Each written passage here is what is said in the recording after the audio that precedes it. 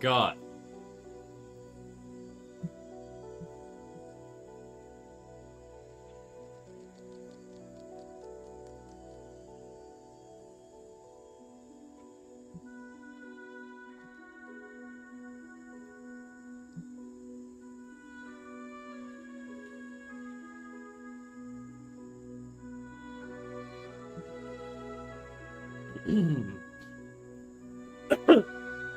God damn, dude.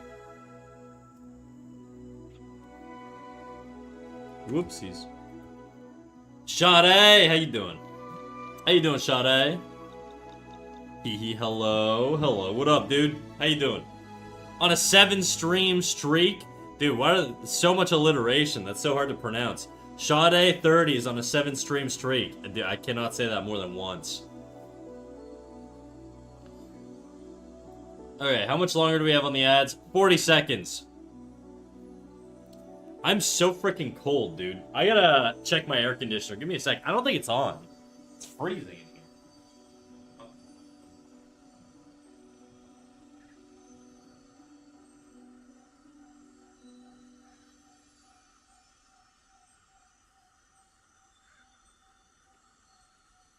Okay, it was on, which is why I was a little cold. How's your day going? It's alright. I kind of had a bit of a shit day, but it's all work-related stuff, so it's nothing too crazy. Just a bunch of meetings I didn't expect to be in, and then I just didn't get to finish something that I was hoping to finish. Just corporate bullshit, you know, nothing crazy.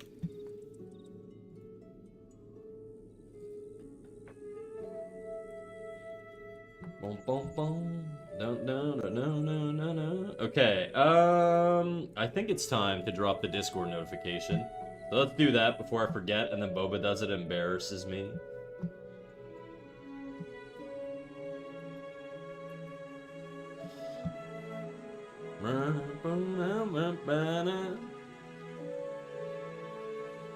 How was your day, Sade?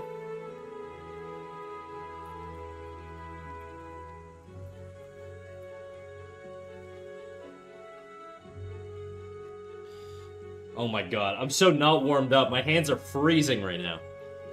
Driving me Coco, Snacky-kun. Yeah. What up, Coco? What up, Ian? How you doing, dog? Finally? What are you saying? You saying that like I'm not ahead of schedule? I'm literally live earlier than I normally am. Well, I mean, it's 2 minutes past when I would go live, but I've been live for like 5 minutes as of now.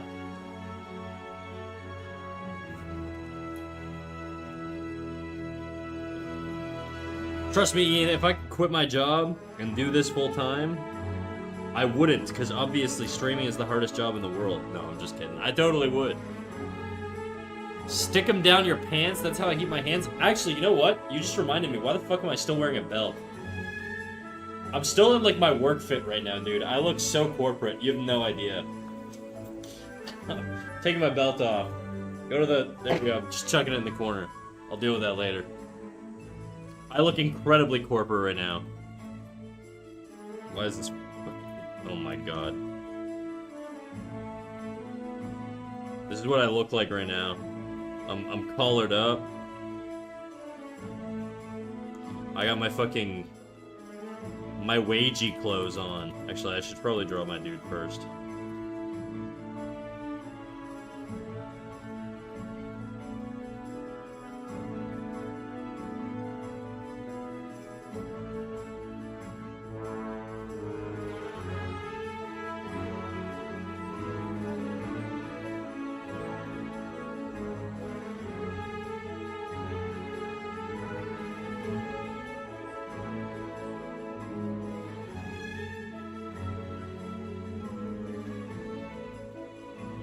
Actually, I'm not wearing glasses right now.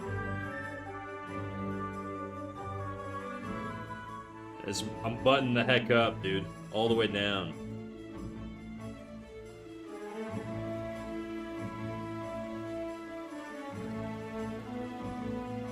The heli?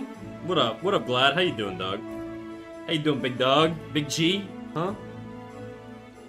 My condolences to looking corporate. Can you put the microphone next to your belt as you undo it? No fucking blowjob with snack ASMR. Not today. It's not on the curriculum, alright? You're just gonna have to use your imagination. Day's going well. Haven't slept since I finished work. How's the art coming along? Okay, when did you finish work?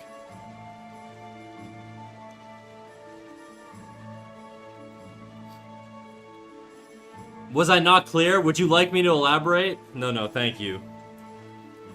Guys, I slept on my I don't know how I slept, but I feel like I have a fucking bruise on my face. I like slept with like my arm or my face pressed against my fucking knuckle or something.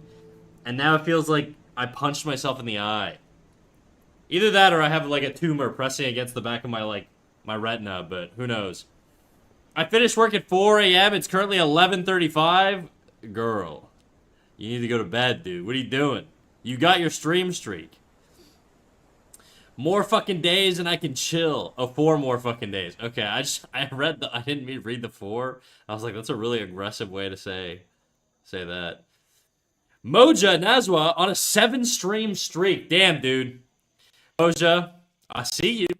Thank you for that, dude. I appreciate it. Professional trademark stream, also trademark. Thank you. I try. A face hickey, you cheating on us? Yeah, with my fist, dude. I've been fisting myself in the middle of the night.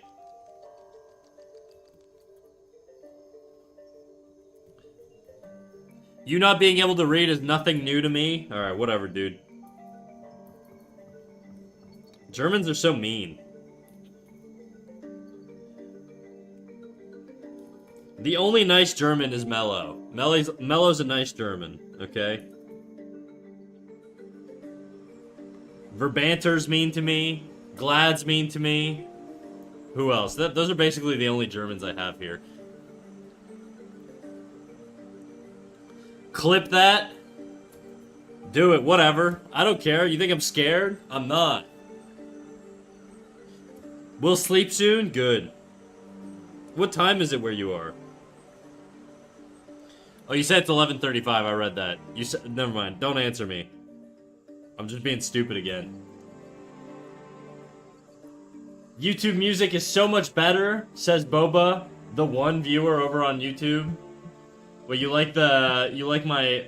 Is it actually even playing right now? It's the fucking Guild Wars, like, OST. Do you mean, like, the music is better because there's music on YouTube, or do you prefer that music? You just prefer listening to nothing. To instrumentals. I played a lot of Guild Wars growing up. That's why I chose that OST. I was a big hardcore fucking Guild Wars head back in the day. I mean, when I say hardcore, in my case, it's not that hardcore. I think I was like... I probably had 600 hours in Guild Wars, something like that. Which, for me, is a lot for a video game, dude. But for most people, is not that much. I know how to make YouTube music better. Oh yeah, Simply Rickson? What's your thought? What do you got? Last week of uni here. Been staying up till 3 a.m. for uni work? Damn, you crazy, dog. You doing your all-nighters? Who would jiggle? Oh yeah. Stream instantly improved, dude. It jiggling, dog. Yo, Rickson, you're the one who does YouTube content, right? Am I tripping or am I thinking of someone else? I feel like you're the one who told me you do YouTube. No? Fuck. That's embarrassing. I think it's Mayborn that does YouTube. No one redeemed to do a jiggle. What are you talking about? Are you blind? Bro, I think you need to go to sleep. You need to stop pulling all-nighters.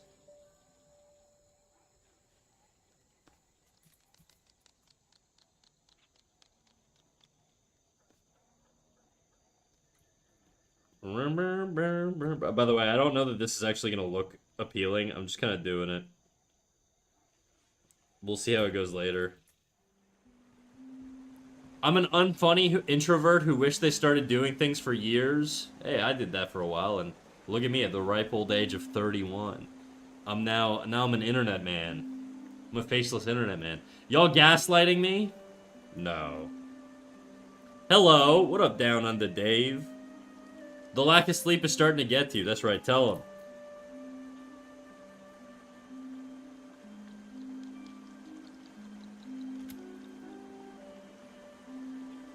Fantasy OSTs are your jam? I don't mind them. I had like a phase when I was like younger. Actually, ironically, when I was around your age, Boba, where I was like really into them, and then they just kind of got old after a while. I used to listen to them while working out, which is like psychotic. I don't know why I did that. What's up, dog? What up, Jadu? Flat is back. Damn, we got a fucking menace in chat right now.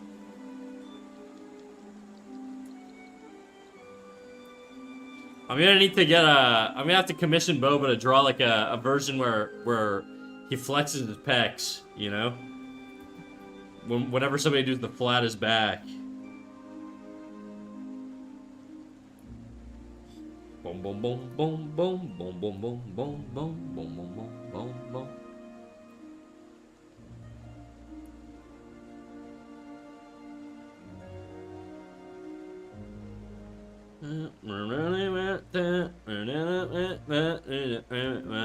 See, no one redeemed it. Y'all are delusional. Vote ban driving me Coco. He's got alt accounts. You wouldn't be able to get rid of him if you tried. He only watches me on one of his accounts, though. No view botting for me. I don't think Twitch would let it anyways. I'm pretty sure Twitch determines, like, views based off of IP. So if you open on multiple devices, that trick doesn't work anymore.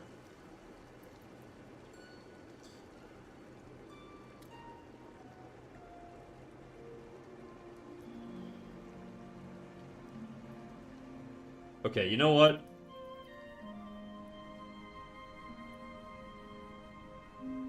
We're just going straight up painting. Just straight paint. I'm not doing this line bullshit.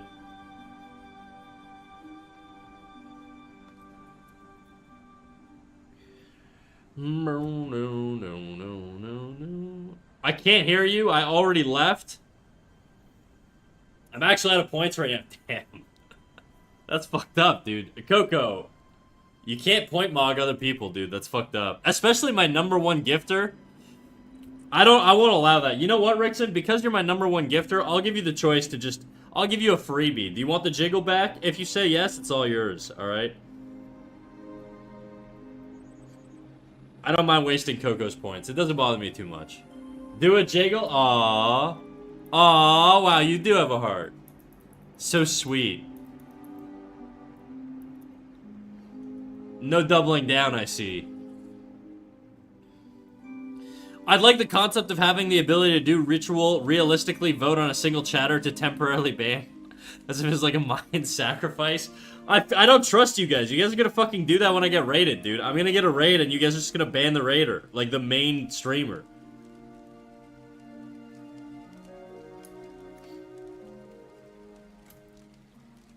It's bad enough you guys redeem like insane shit when I get raided. You guys are always redeeming like fucking ASMR. Or like speak French.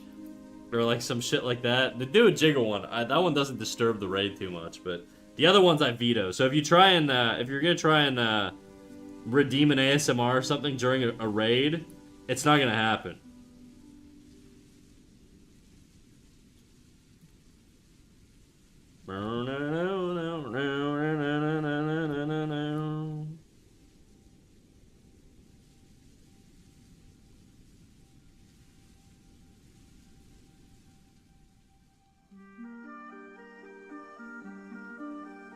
Saving for the ASMR. I'm not gonna do the pay-to-win route. I have honor. Based. 50k points to ban someone? Ooh. That's kind of tempting. Okay, you know what? I'm doing it, alright? The thing, no, fuck, I can't do it. Because the thing is, I'm gonna forget.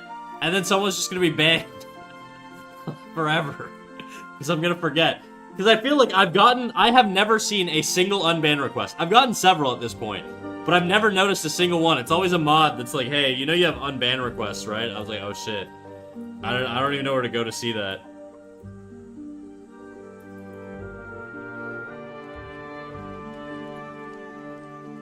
I feel like 50k is too much though. You'd have to do like a permaban on that one. 24-hour timeout? That feels fucked up, though. Because, like, imagine somebody's coming in here and they're, like, they need, like, feedback. They need, like, a critique or something. And they're really stressed. And then they just instantly get banned. It sounds so evil. I don't know if I like that one.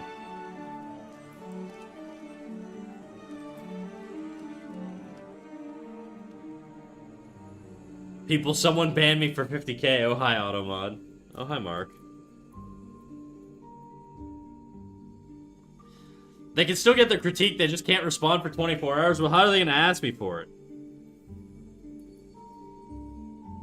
Guys, it's weird. Whenever I talk, it fucking, my forehead hurts, dude. I have like a bruise or something. So whenever I'm talking, I can feel my forehead muscles flexing, and it fucking hurts. Ow.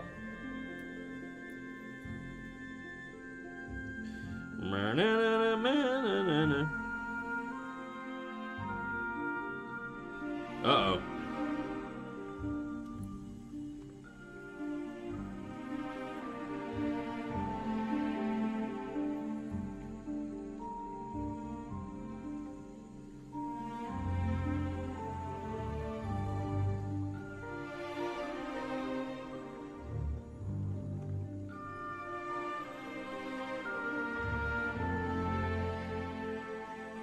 Boom, boom, boom, boom, boom, boom, boom, no, no, no, no. Focus your chi on your third eye. You mean my dick? Are you on your banning spree again? I don't know, you trying to test me? You feeling up to it? So instead of a redeem, make a community goal, 50k to permanent banning. How about this? No, never mind. Never mind. I was gonna say I could be bot, and then you guys could just sub to me and I'll ban whoever you want. That's a joke, though. Don't do that.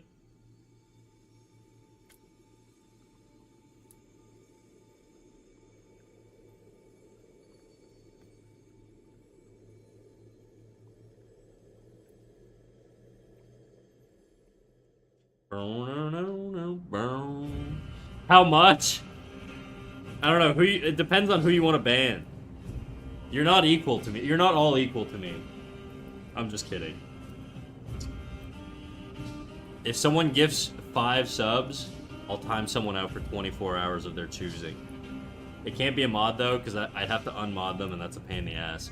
As much as I would rather it be a mod.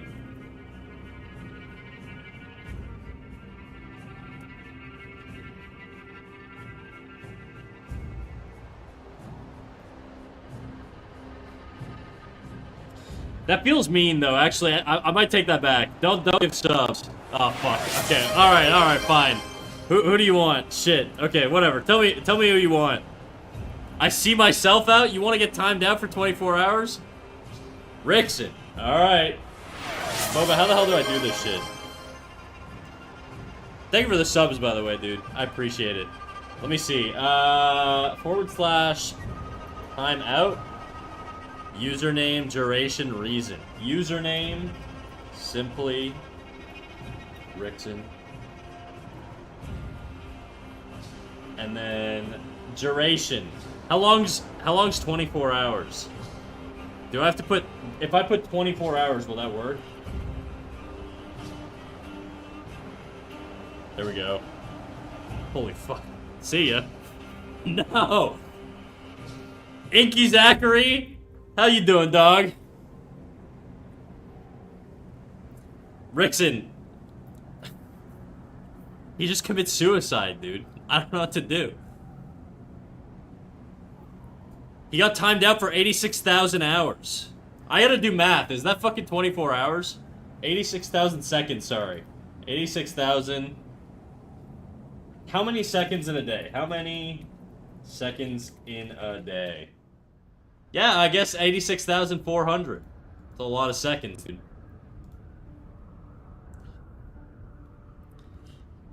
He commits seppuku. Rickson, gone but never forgotten. Can we get some 07s in chat for Rickson? Let me get some 07s, please. Show our respect. We gotta pay our respect to our boy R. R-I-X-O-N. Thank you. Oh! That goes out to you, Rickson.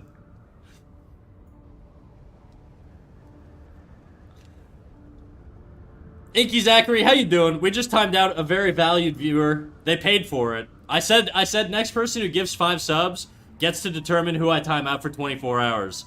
And he chose himself. He just fucking deleted himself off the face of the earth. You can request a song. For sure, dude. You can request a song. I would just say,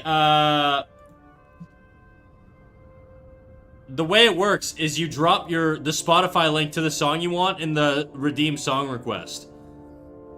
And then it queues up. Can you put on the Glide by Mitski? I mean, I can do it for you, I guess. You can do it yourself, though. Like, I mean, that's what the redeem's for. Well, unless it wasn't working there. Because it's weird. Normally, if you just type random things in, it'll queue up a random thing. Okay, what do we got? Glide. Is it the cover? I assume it's the cover. Okay, what's in the queue? Maybe the song request thing is broken right now.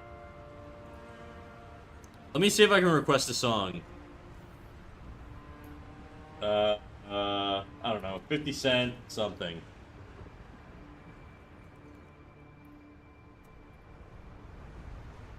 Yeah, I think my thing's broken, dude. One sec. I gotta restart my Songify.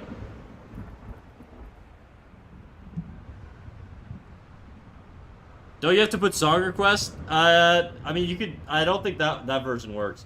Oh, yeah, it's definitely not... It's not connected right now. Give me a sec.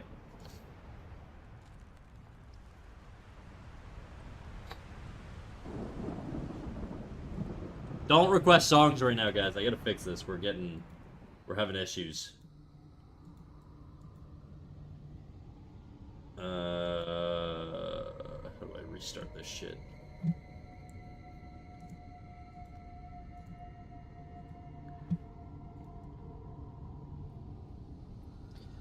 Dude, my fucking pipeline for the amount of shit I have to do before I go live is getting so long. I gotta restart Songify, I gotta connect Spotify, I gotta fucking find an OST, I gotta link my YouTube. There's so many things I gotta do. It's turning into like a 10-minute routine every time I gotta go live. Give me a second here.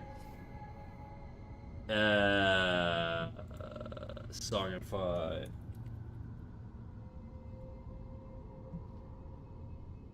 Log in.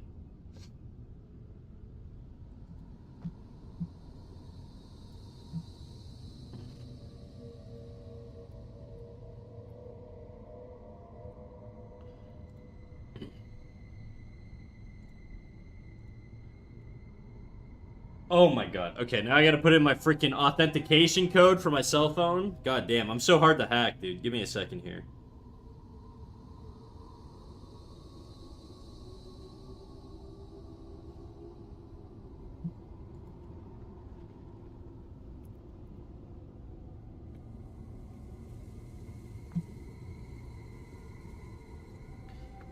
Yeah. Authorize. Yeah. Successfully linked. Do you want to use this account as a chat box? Yes, I do. Now fuck off. Okay. Now let's try requesting a song and see what happens.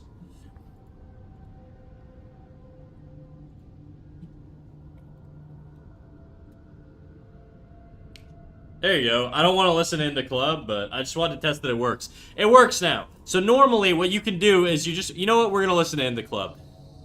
But normally, Inky, what you do is you just drop your Spotify link in that little chat box when you click redeem song request or whatever, and then you hit enter and it'll automatically queue it up. You don't have to ask me. You could just pop it in. You draw beautifully.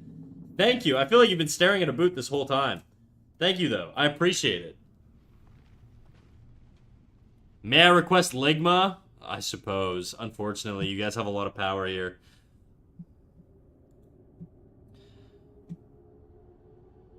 Snack, I finally did the turnaround. Can I get a critique when you're ready? I will say the clothing's a bit rough, but the general idea is there. Alright, send it.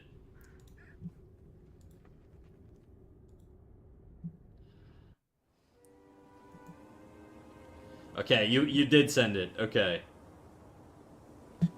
Oh.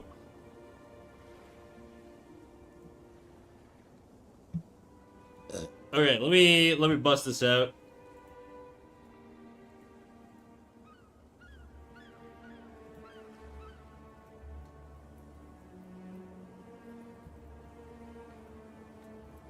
I'm a fan of Joe Mama personally. Oh yeah. I gotta get rid of the dark background here. Oh my god. Oh my god, dude. Snack ignoring my song requests? Oh, you got points for days, don't you? Can you request hemorrhoids? No. That's not a real thing. Well, it's a medical thing, but it's not a real song. Oh, shit. Oh, shit.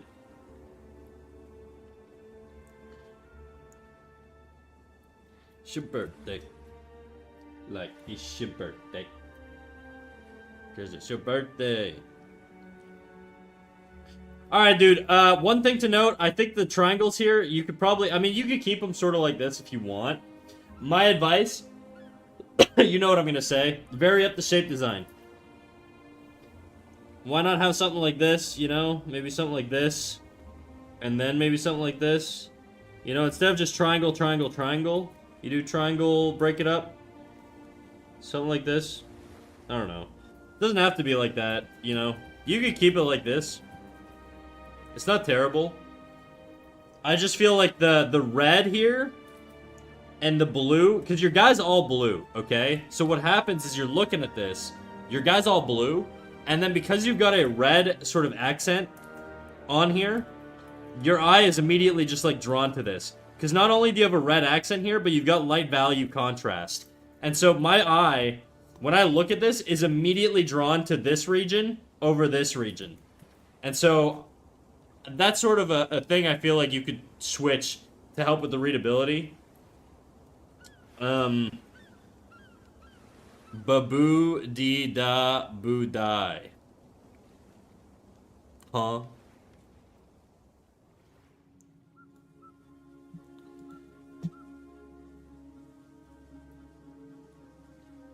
But yes, I hear what you're saying. Yeah, so contrast in this region. Too much contrast. Contrast is kind of my thing these days, guys. I'm trying to learn more about like color theory and stuff. And so if I'm harping on this a lot, because I'm just trying to notice it everywhere so I can like condition myself. Too much. But it is accurate though. Too much contrast.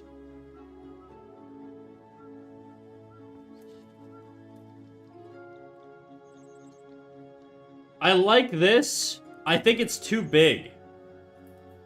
I feel like it's too big. Or it's like, it's just like, there's something weird about it.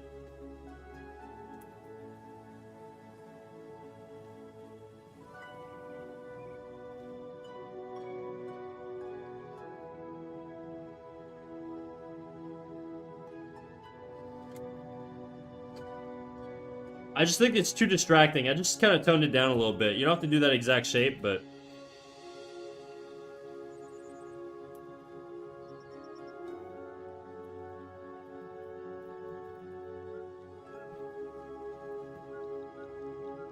yeah, more visual contrast around the head. That's a good idea. I do like that you've got sort of negative space here underneath the eyes.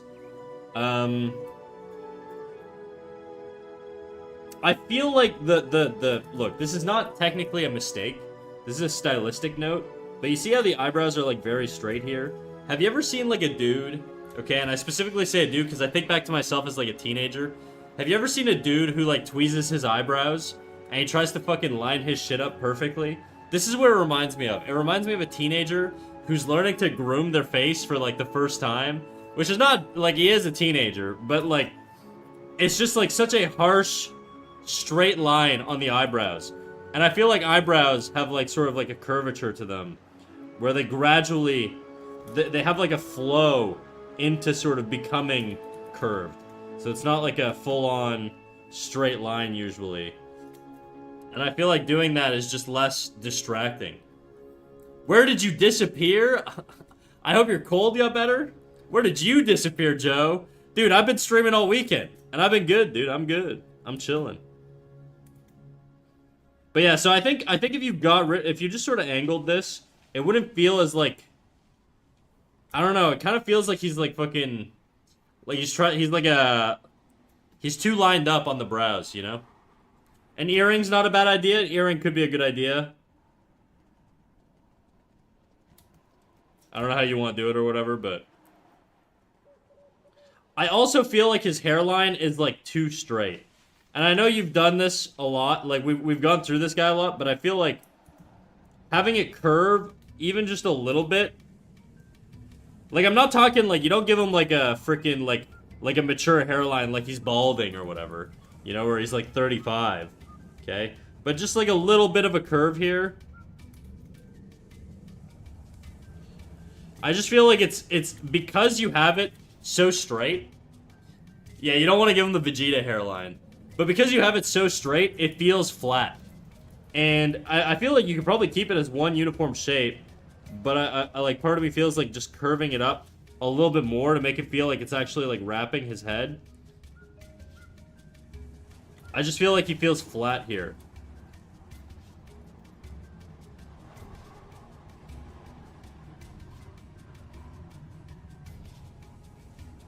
I'm wondering now if it looks like I pushed his shit back too much. I don't know.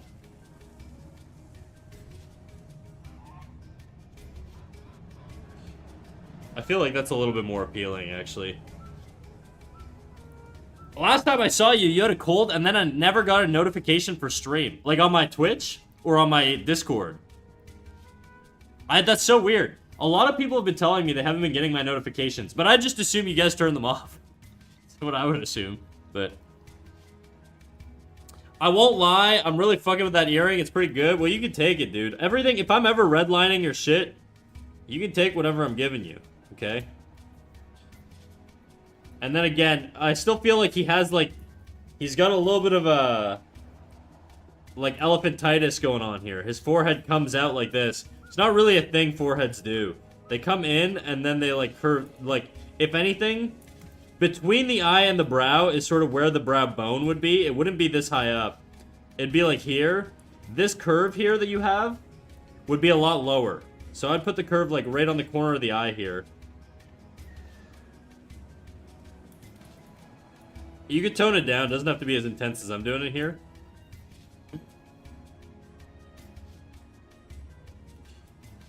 Also, with an anime style, you could honestly just make it... Oops. You can honestly just kind of make it,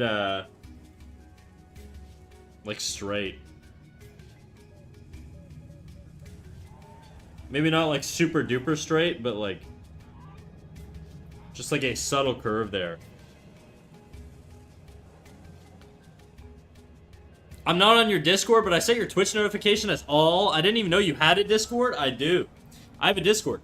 And you know what, guys? Okay, this is something. Tell me what you guys think. I think what I'm going to do with the Discord, I got to figure out how to do it. That reminds me of Rickson. Fly high, buddy. I always turn off your notification snack. Yet somehow you're here every time. I don't get it. You got to try harder. What was I saying? Yeah, the Discord, I was thinking of adding different tags, or like roles. So basically, there's like a role for somebody who wants live notifications, right? A role for somebody who just wants to hang out in the Discord and chit-chat, like a normal, like default no notification role. And then a role for YouTube posts or social media posts. And I think that's what I'm probably going to try and do. An 18+ Discord with no 18+ content. That's right. We're pure, dude. Wholesome. I'm a wholesome Chungus. Where's his iris, dude? Why does he look like a Stranger Things, like, cast member?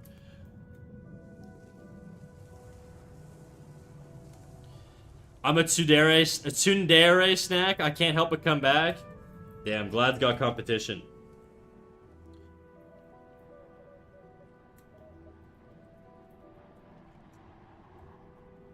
This feels too straight to me. On the 3/4. Roll for people who don't want to be there. Not asking for myself. Well, look. Actually, that's a good question. Does one of the mods know how to do, like, more roles? Because I feel like last time I changed the roles, I made my fucking mod chat public for like 5 seconds, and then everybody was like freaking out. So, I don't know if I'm the guy who should actually be making changes to my Discord or not. Just saying. I'm not trying to do like the husband thing who loads the dishwasher in properly, but I do think that I genuinely have a little bit of weaponized incompetence, and it's justified for me to not actually fuck with the Discord. Because I think I will actually just fuck it up. Do any of the mods actually... Do one of you guys want to drop a message in the mod chat and see if any of the mods knows how to do what I'm talking about? And I would specifically want... If not, that's fine. I can figure it out, but... I would specifically want a role for notifications. So basically a role that connects for the... That way I don't have to do that at everyone. I could just add that role, you know? Role for notifications. Role for YouTube clips. YouTube. Role. And, I would say socials, but I don't really post on social media. Well, I don't do it often anyways. So we'll just say these two for now. If anybody knows how to do that, and they're a mod, go crazy, alright? Okay, Jadu, back to you. Yeah, so this, I think you'd be better off having this knee come out just a little bit, and then having this curve in. Maybe not.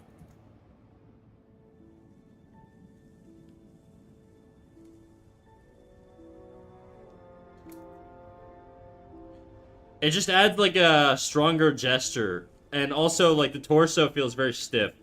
And also very wide. Look at the width on his 3/4 torso versus the width on his front-on torso. The width on his 3/4 torso, to me, reads as a lot wider than front-on. Or actually, it's about the same width. But that's not really how it works. Because we know the human body, when viewed from the side, is a lot thinner than the human body from the front. If your body looks like this from the front, your torso from the side is probably going to look like this. Like half the size, almost. You know, because the rib cage is wide, but it's not very thick.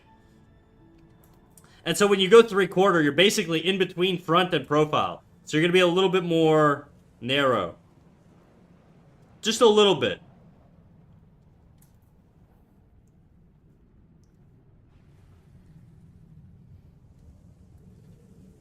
Also, this curve would be inversed. For a little bit. Just for, like, the part that goes over the torso. And then it would follow the curve that you have here on the edges.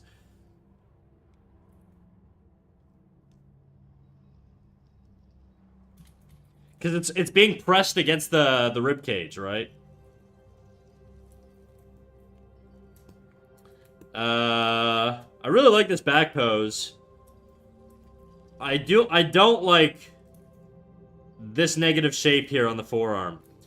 I feel like you need to start incorporating overlap. And what I mean by that is if you're doing the arm, don't make the arm an outline, okay? Where it's just, you're just drawing sort of the literal contour of the arm. Try and indicate the inner forms of the arm, right? So if it's like this, you could continue this line in here. Make it even, you can make it thinner. And have this line continue in here to indicate the bicep. And then maybe you have sort of this forearm come like this, you know? It just adds a lot more appeal to a drawing. Also, try and be a little bit more curved. Try to not have, like, hard edges like this on organic bodies and stuff. I'm trying to think. If I have hard edges, do I have hard edges on mine? Like, mine's all pretty curved. Like, the whole way through is pretty curved. There's some hard edges here where this intersects, but there's, like, also some crazy overlap going on here, right? So this is gonna have some hard edges, but it's also got some crazy overlap. But I think on a normal arm, look at how everything just kind of organically flows. And this arm was drawn based off of a reference that I took of myself. So this is literally just what my arm looks like. Obviously more ladyfied or whatever, but...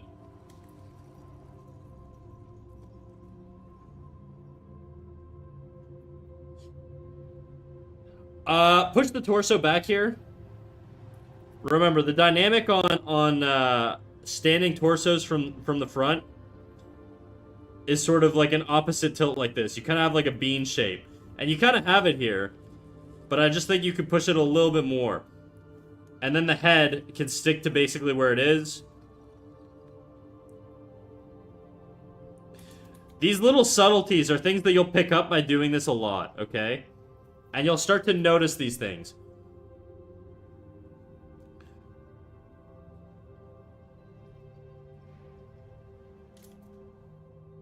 I almost think the knees could come forward more.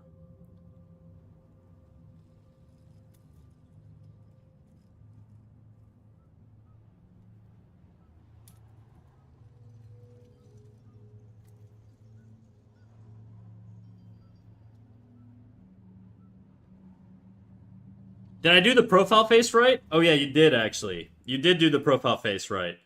I think you have still a little bit of a chin recession. I'm gonna erase this out just so that we can go over it. I think you still have a little bit of a chin recession.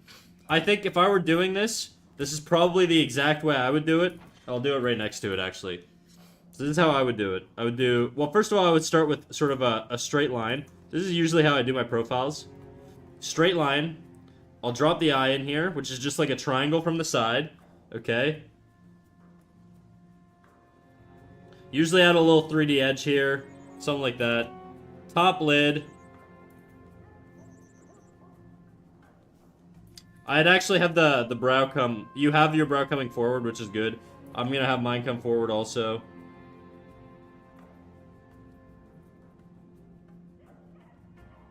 Okay. Then from here, about midway through the eye... About midway through the eye is where I start my brow... My bridge of my nose. About midway through the eye. Roughly. This is how I do it stylistically.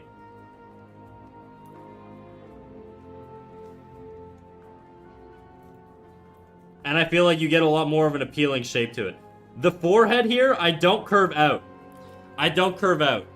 I keep it relatively flat. And actually angled back. It'll come out a tiny little bit, but look, you're getting like a millimeter off of that initial line I drew. Okay? Just join your Discord. Quick question. I have some pieces I drew I want to be critiqued and give advice on. How helpful are the good folks in there? I'm stuck on how to do shading and color. People can be helpful. To be quite honest, the critiques channel is mostly me. And my buddy Toothpaste pops in for like animation critiques every now and then.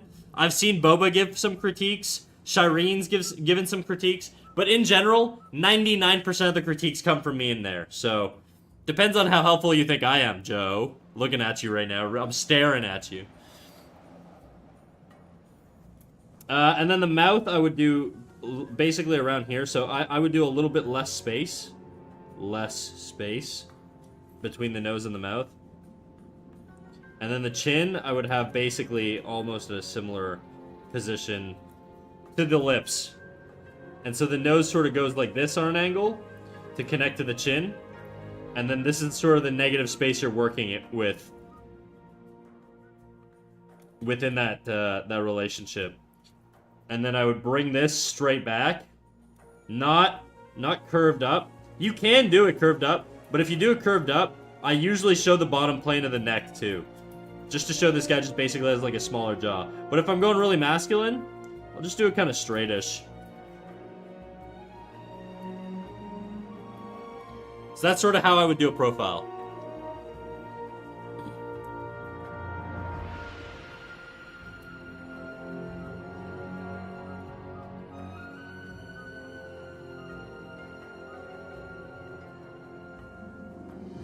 So hopefully that helps, because your thing's not wrong, but there's just some stuff I would move around to make things more stylistic.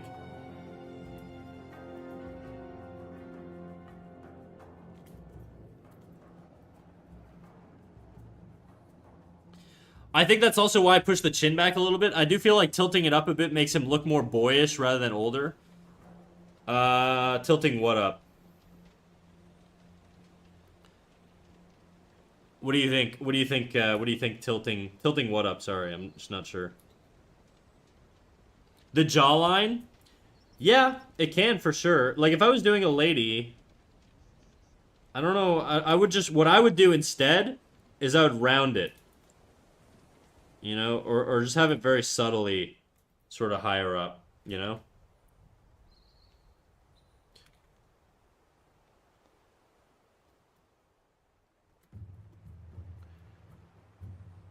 Okay, so that's what I'll say for the profile. But you're pretty close. You've improved a lot on the profile, but I think if you apply what I'm telling you to do right now, I mean, realistically, you'll probably draw a little bit more like me just because I do this stylistically. I don't know that this is necessarily... No, I think this is probably, like, fairly accurate across the board, but...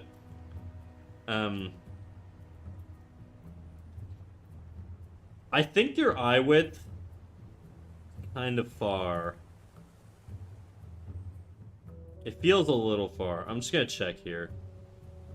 Yeah, it's definitely far. So typically what you do with eyes is you have one eye length between both eyes. And that's sort of how you measure eye distance. Now, there are stylistic people, like if you look at Cynics in particular, he does a lot of, like, really spaced out eyes. So this is, like, again, this, stylistically speaking, you could totally have the eyes be spaced out more. But I think I personally have them be maybe not this far out is what I would say. Hey Naldo, what up, snack? Feeling cute today? I'm feeling bonita, dude. I'm in my fucking work clothes, so I'm incredibly bonita. So I'd say have the... I know this involves doing a lot over again, but it's not a hard fix to just shift the eyes over. And I think things will be more appealing. So let's take one eye width here, which is like almost like a quarter smaller here. Roughly. It doesn't have to be like a perfect eye width, but just like roughly an eye width here. And then we're going to put that here. And then that kind of gives you your landmark for where your eye teardrop or tear ducts are going to go. I'm just going to manually shift them. This is a quick fix. I'm also going to grab the eyebrow here and my correction to the eyebrow.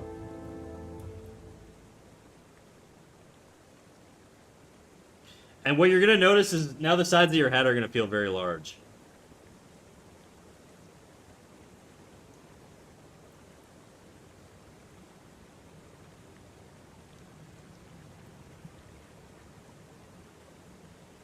To me, that feels a little bit better. Now, I'm just gonna get rid of my dude here, and I'm gonna paint your guy in.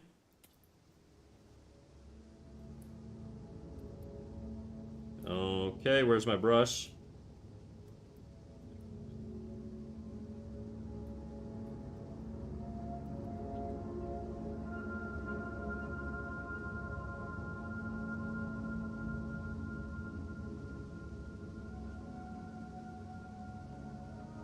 To me, that reads a little bit more appealing.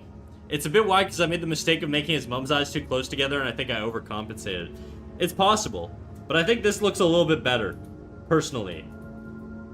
Compared to this, you know? He's kind of got like a Quasimodo thing going on with his eyes kind of splayed out like that. But I think if you bring them in... well, I fucked it up now. It won't let me go forward in time. Ugh. Okay, whatever. You get it, though. Okay, I'm gonna move him back.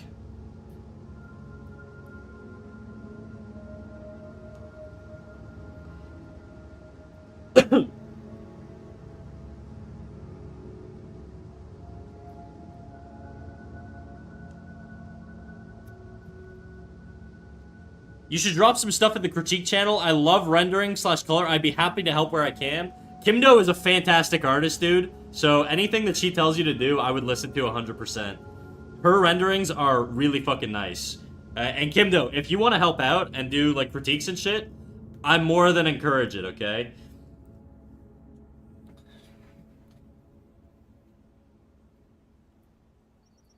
Anyway, sorry. I'm gonna paint your boy back in.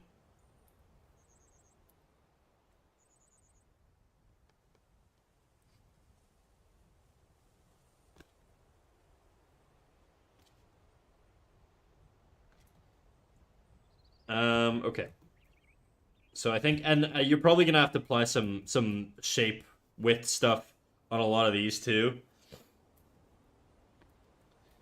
His neck feels a little out of position here. I'm giving you a lot of critiques here because I know you're using this to apply to stuff, so I want to help you out here. I don't think I would do critiques this detailed regularly, but since we're here, we're just gonna do it. I also feel like I haven't done a critique in a while. So that neck's fine. This one I feel like, I don't know, it just feels out of place. It just feels weird. I think it's because his head feels too wide. I'm just trying to think why this feels so weird to me. Like, this goes to the right spot. Your neck muscle does attach behind your ear here to the skull. Could be the width.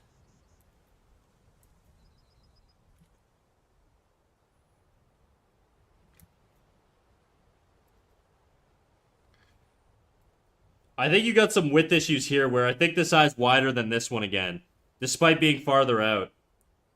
Just eyeballing it.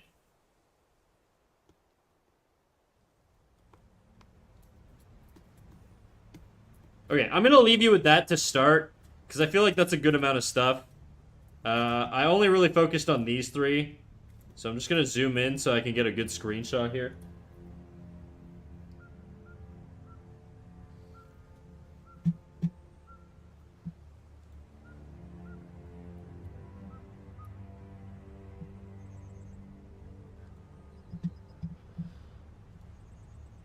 Okay. Hey Snack, what's up? Feeling cute? You should blah blah blah. Yeah, I see it now. Understood. Thanks. I'll drop off 2 drawings I did recently. Go for it. Let me know when they're in there.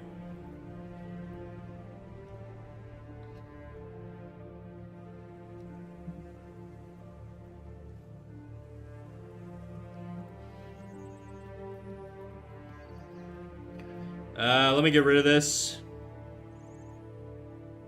Delete. No, delete. God damn it. Okay, there we go.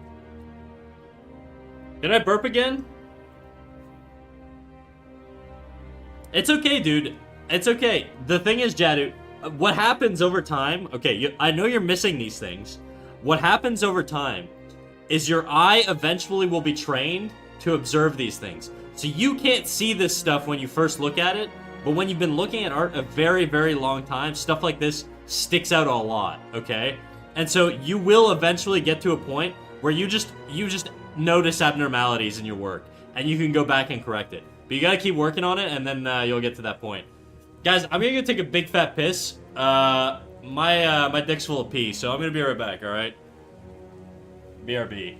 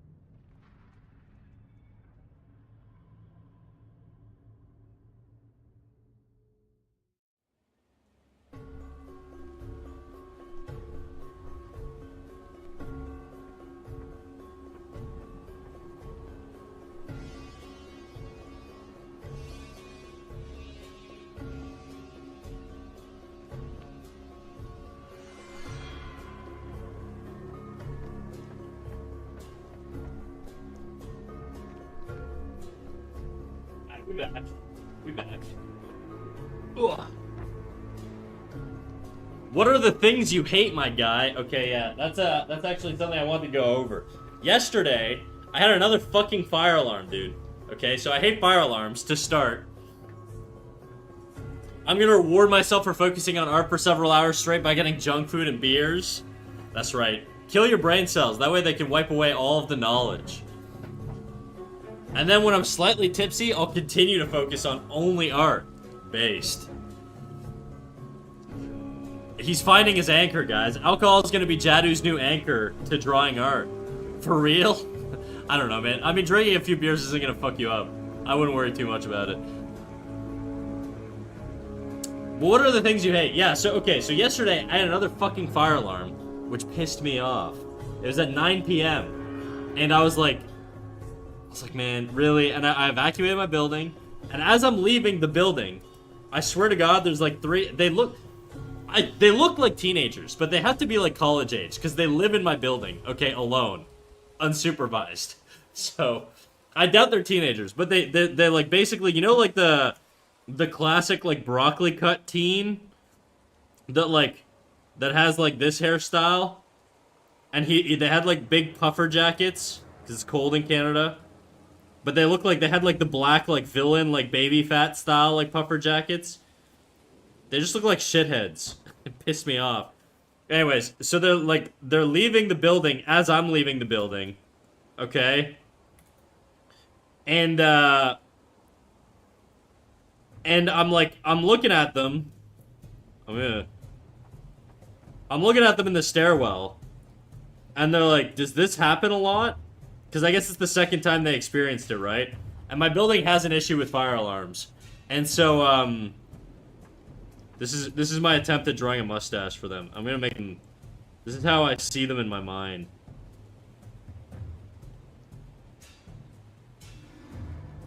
Their noses... They were all white boys, okay? So, don't... This isn't like a stereotype of any kind. But they're like... This is literally what they look like to me. Okay.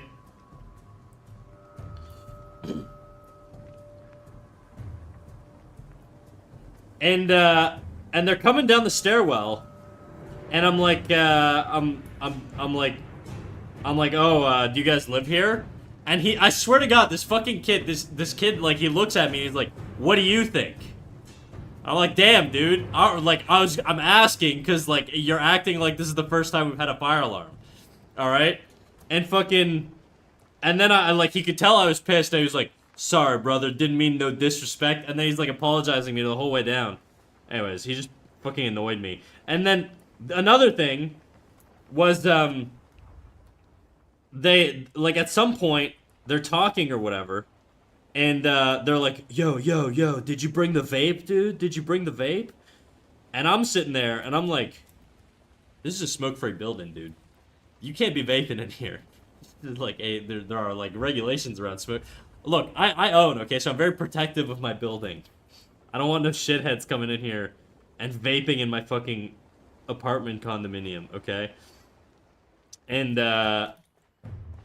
fucking, anyways, so they were like, did you get the vape, dude? Did you get the vape? And he's like, yeah, dog, I got the vape. And I remember the reason it pissed me off even more is because, like, last weekend, I went outside on my balcony because I heard something outside and I was just taking a look, and I smelled weed.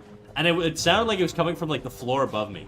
And these motherfuckers were coming down the stairs above me. Now, there are hundreds of people who live in my building, okay? So the odds that these guys live directly above me and are smoking weed, just fucking having it leak into my apartment, is very low. But the fact that they were, like, dickheads to me the whole time, okay? Like, the type of guys with, like, their boxers.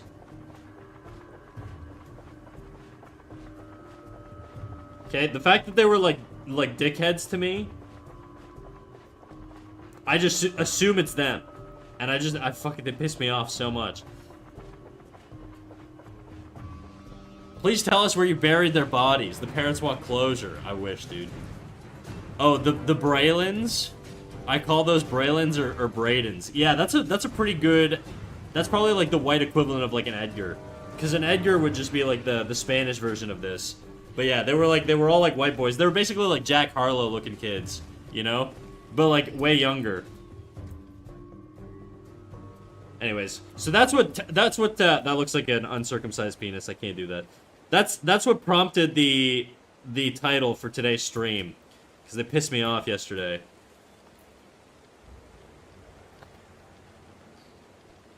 I'm sorry, you heard weed above you? Sorry, I smelled weed above you. Above me, not you. That would be weird if I could smell weed above you right now. I mean, they were like, the thing is Mellow. So Mellow is like, that kind of thing sucks. You're already ticked off and then they get immediate sass back. That's true. The one silver lining was they were incredibly apologetic because I was like instantly pissed off when they did that. They were like, because he's like, I'm like, do you guys live here? He's like, what do you think? It's like, yeah, I think you live here, dude. I'm just asking because you seem confused about the fire alarm. But we have a fire alarm every fucking month, it feels like at this point. Anyways. I'm sorry you had to see them yesterday. Thank you, Hey Analdo. I'm glad that you feel remorse for my experience, okay? It wasn't that bad. And then I went outside and I met with like some other dude who moved in like a month ago. And he was like, and I was telling him about the kids and he's like, friggin' kids, man. And I was like, I know. And I felt so old. I'm just out there talking to like some other like millennial dude about how annoying teenagers are. Anyways, this is actually a pretty nice drawing. I don't hate it. I like that he has little stubby arms.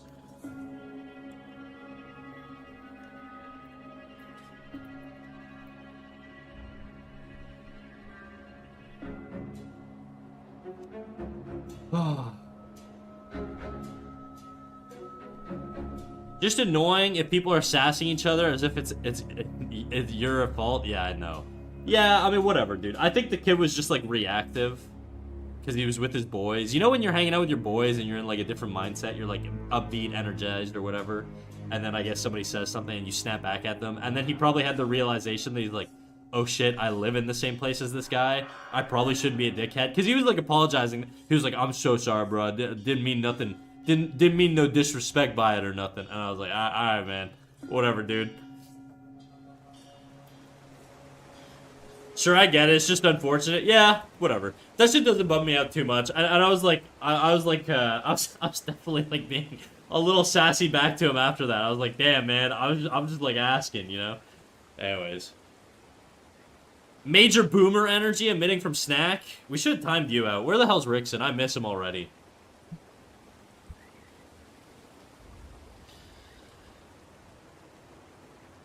Just immediate attitude.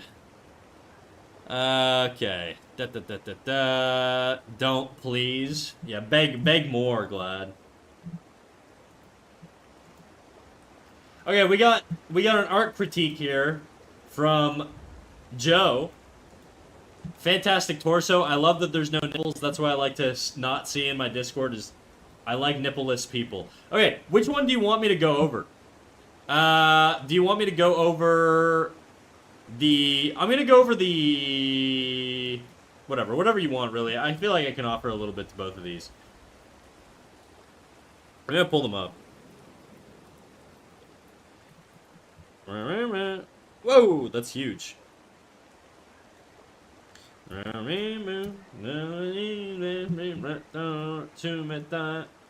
After this, no more revisions, guys, because I want to get into painting this lady again. Otherwise, she's never getting done.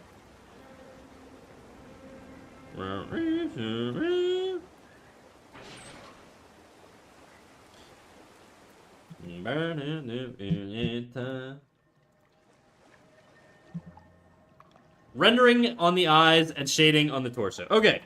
What I normally do, these are Snack's mentality for rendering. And these are by no means absolute laws for rendering. They're just Snack's personal laws for rendering like Snack, okay? Hey, what up, Avail? How you doing?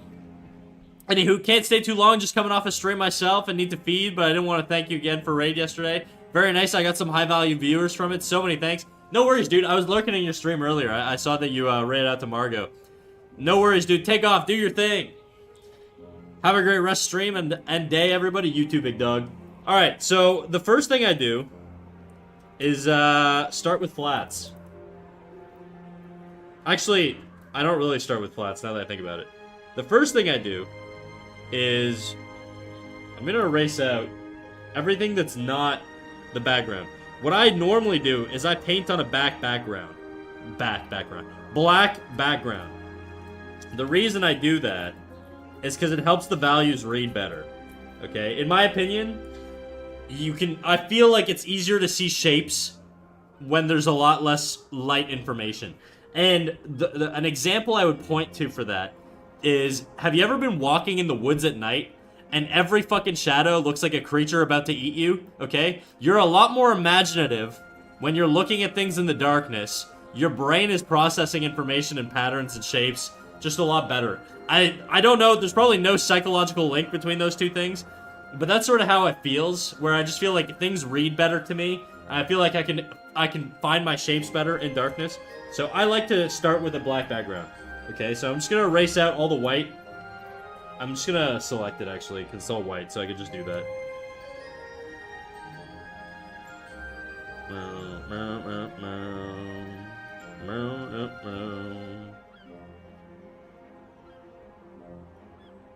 And then we're gonna do... Where the heck did I put that other one? There it is. What is this? Oh, I was like, why is it white? What the fuck? It's just my eraser. Okay. Now, with that out of the way, now what I normally do, typically I always have my line art on a layer above. It's going to be a little bit difficult for me to demonstrate my exact process because I don't have access to your clip file. I'm basically just going off of like a flat image. But if you look at my drawing here, like my lines are... They're somewhere here. I don't know, dude. Just imagine my lines are one of these. Okay? I don't remember which layer, but there's certainly one of these layers. Whatever. It's not important. My line layer is on its own thing.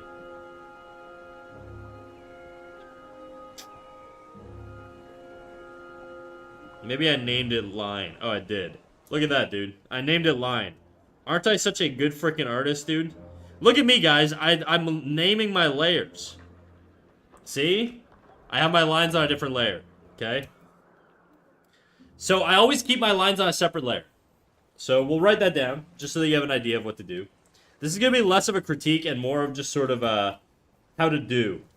Step 1, draw on the layer that you can see things. Okay? Step 1... There we go. I mean, I have several more steps, so I should write a little higher. Step 1. Dark BG. You're giving me an idea for an Instagram short now. Dark BG. Step 2. Shadows. Step 2. I start from dark to light. So I paint dark first and then go light. Step 2. Shadows. Normally what I would do, and I'm going to use your freaking lady here, this beautiful babe, as an example. Normally what I do is I work on a new layer, okay, and then let's say, what skin tone are you going for here? Is this gonna be your next YouTube short? It won't be, but I like to script my shorts. I'm very I'm a little bit of a control freak, I guess. I've been very obsessed with scripting my shorts. Oh, actually, this is kind of like step 0 to drawing the way I do. Step 0.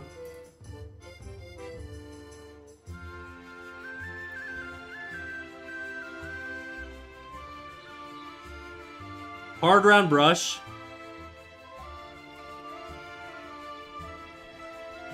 Plus opacity. Doesn't matter if it's got texture. This is just sort of how I like to draw, okay? And what that means is, I don't know, Joe, do you know the difference between a hard round brush and a soft brush? A hard round brush doesn't have any value drop off on the contour, okay? So if I put a dollop of ink down here, it's not gonna gradient out. The value and the color and the hue is gonna be the same all the way through. Whereas if I take a soft brush, I don't even know if I have soft brushes. I definitely have one somewhere. I just don't use it very often. Is this soft? No, that's a blending brush. Okay.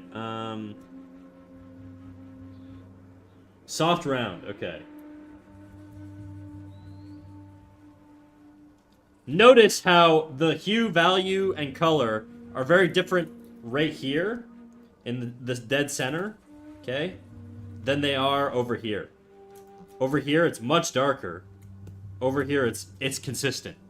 And that's why this is a soft brush and this is a hard brush, okay?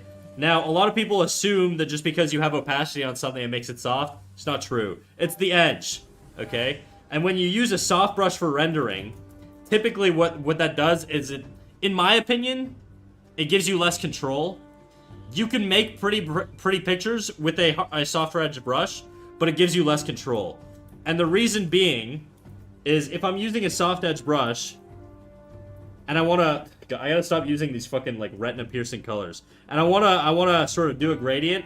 I can do that, but I can't really do a hard edge at all. Like, let's say I'm doing a gradient here. I can do my gradient, okay? But I can't really do a hard edge in here. Whereas if I use a hard edge brush, I can do hard edges as well as gradients. And so it gives you more control. That's sort of how I see it. Like if I want to do... See, now I go darker. And then you just sort of color pick the color in between. And with the opacity, you know, you can just go darker and darker. So I feel like you get more control with the hard edge brush. So I do all of my painting with the hard edge brush. All of it. I think even this dude, where it looks really soft, these transitions here where they look really soft, this is all hard edge brush, dude. All of it. In fact, I'm starting to see some abnormalities here. I'm just gonna soften them out. Oops.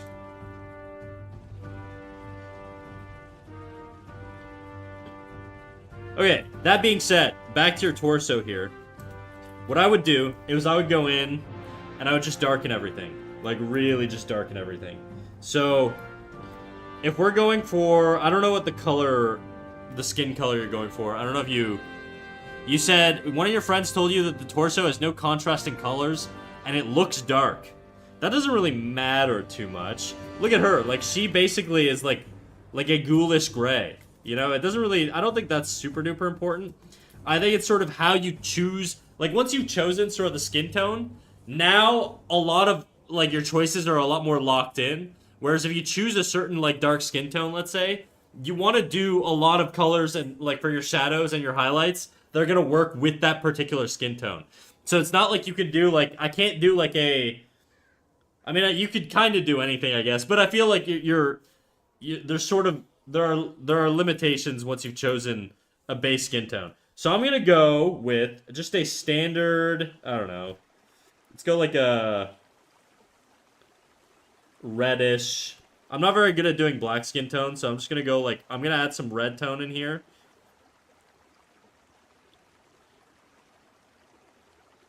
I'm just gonna flatten everything out, make things a little bit redder.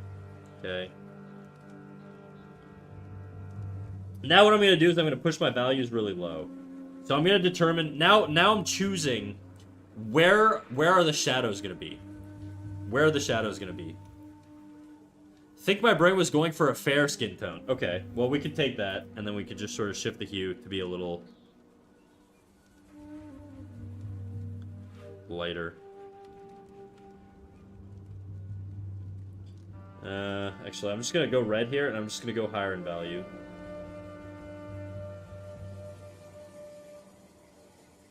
But I usually always start with like a reddish.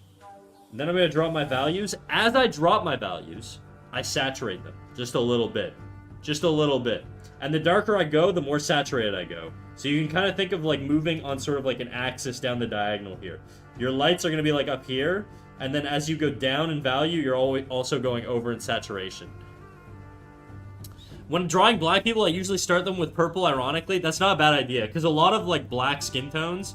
They reflect light, and you get a lot of blue hues and stuff like that. You can get orange hues as well, but it's they're very different. I just haven't done a lot of practice on them, so it's difficult for me to give advice on that. But so now what I'm doing is I'm gonna whatever we got as our color here, I'm gonna go down, saturate a little bit more, but I'm not going full saturated. I'm staying sort of, you know, along this diagonal here. I might even go a little darker and a little more saturated. And now I'm determining where are my shapes. Now I'm describing my forms. This is the most important part. When you're doing your shadows, and I'm gonna write this down here.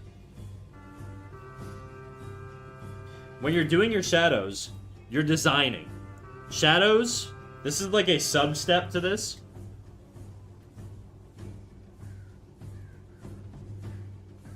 Design stage. What do I mean by design? When you're doing your shadows, you are choosing to define your forms, okay? And so you have to be deliberate. I know her hip is pushed up here. So you're going to get a lot more light catching sort of the bones and the ligaments and everything in these corners. Okay?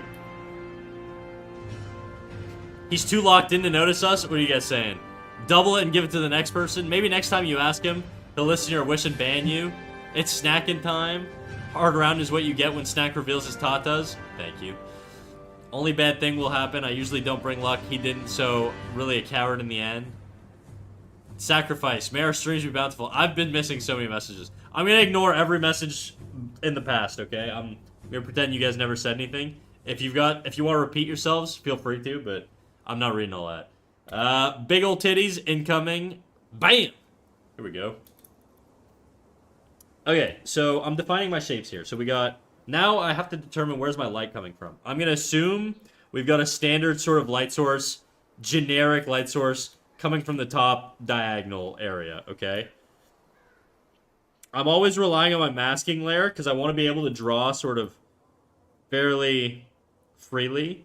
And I'm thinking, okay, we're not going to get a lot of light in this armpit here. Probably not a lot of light down here.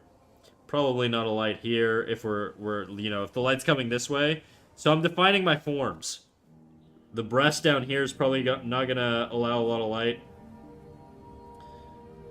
Now, I'm not going to critique your anatomy. We're really just going to go over the rendering here, okay?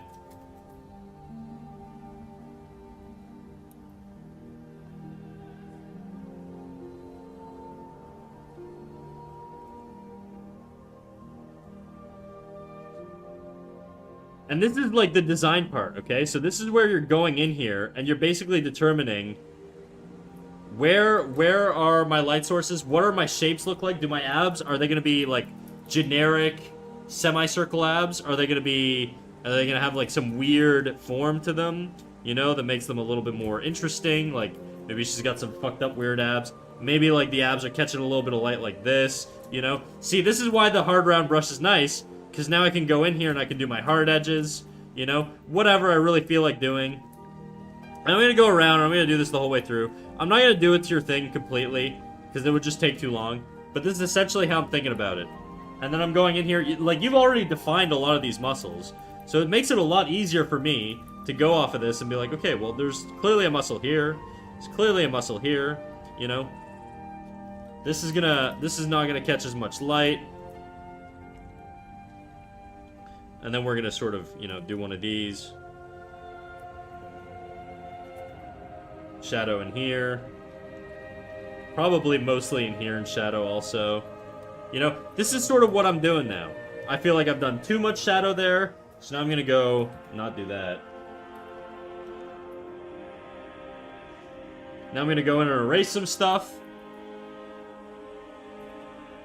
Actually, I did it all on the same layer because I'm stupid.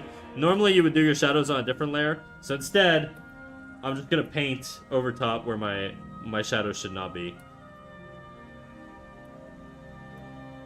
And then, you know, maybe, and then I go in and I just keep making it darker. And I get a little bit less, as I go darker, I'm being a little bit more sparing with my shadows.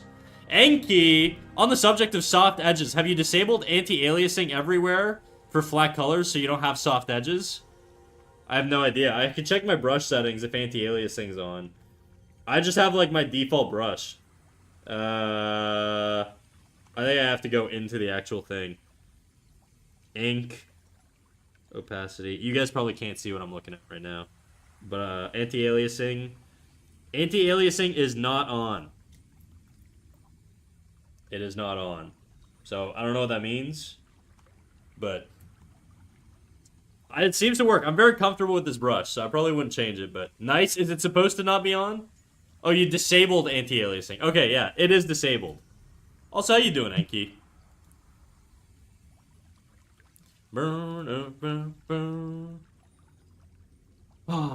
See, he admits to ignoring us. Specifically you, Glad. They do jiggle. They do. He's busy educating and critiquing. We're too low of a class to be noticed. Why do you zoom out? What are you looking for? Okay, the reason I'm zooming out is because, look, if I'm drawing a piece, I'll use this drawing I did, okay, as an example. If I'm zoomed in, look how fucked up this looks, okay? These lines are all scribbly. They make no sense. They're like going over the lines. These lines are shooting out here. What the fuck is this? You know? Like, this shit here is just not like this makes no sense. There's dirty lines here. This is all like fucked up in here. But when I zoom out, this is how everybody is going to see it. Okay? This is how everybody is going to see my piece. They're not gonna notice any of that shit. And so the most important thing to do is to regularly get a fresh perspective on what your piece looks holistically across the board. If you're hyper focused and you're going like full tunnel vision on like very specific detailing sections of the piece, you're gonna miss, you're gonna like do a bunch of stuff that looks nice, and then you're gonna zoom out and it's not gonna work with anything. And so you have to always be working like on the whole piece together. So as you're doing things, you're constantly zooming out, making sure that things read. That's why I'm zooming out really far. I'm making sure things read. I want to see where the appeal is, where it's not working, and then I want to go to those areas and do a little bit more work. Then I want to zoom back out and I want to double check. Then I want to go back in and do more work. And that's how you should work. That should be a very like ingrained habit into painting. So are you just using the default hard round brush for the shading? Basically, I mean, this is a Photoshop round brush. It's a free brush you can get for Clip Studio Paint on like the Clip Studio Paint store. It's not a custom brush. It doesn't cost any money. I just type Photoshop round brush, download the first thing, and it's basically a default round brush. It's kind of like looking at the whole picture to see if flaws are hidden. That's exactly what it is. You want to look at your piece holistically, because otherwise, you know, you're gonna miss the forest for the trees type of deal, you know? Okay. Now going in here, again, just deciding how much I want to define certain muscles based on, you know, how much anatomy there is, how strong this person is. Like, there's like an argument to be made that there'd be a shadow in here where the breast meets the deltoid. That's like, light shoots in straight lines, guys, right? So light is not going to be able to bend into these little crevices. So if you have these little pockets of crevice like there is here, like light's not going to get in there. Light's not going to be able to get into these little corners of the anatomy. And because of that, it's very reasonable that there would be shadow in there. Now, is there going to be as much shadow as somewhere that's not directly in light? Probably not. But there's going to be some shadow. And that's sort of how I think about it as I'm going through. And then, you know, and then once I'm sort of happy, I'm not really happy right now, but I'm just going to skip ahead. Once I'm happy, I'm lowering my values again, saturating more, going in here and defining things more, blending things together as I see fit, blah, blah, blah, blah, blah, going in, going in, going in. You know.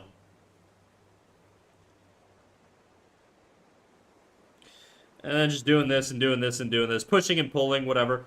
And also what you can also do, what I like to do, is really just like add a shadow shape over like the whole thing. I would do this on a multiply layer. Normally I would do it under my line art, but because your line art isn't separated here, it's not gonna have the same effect.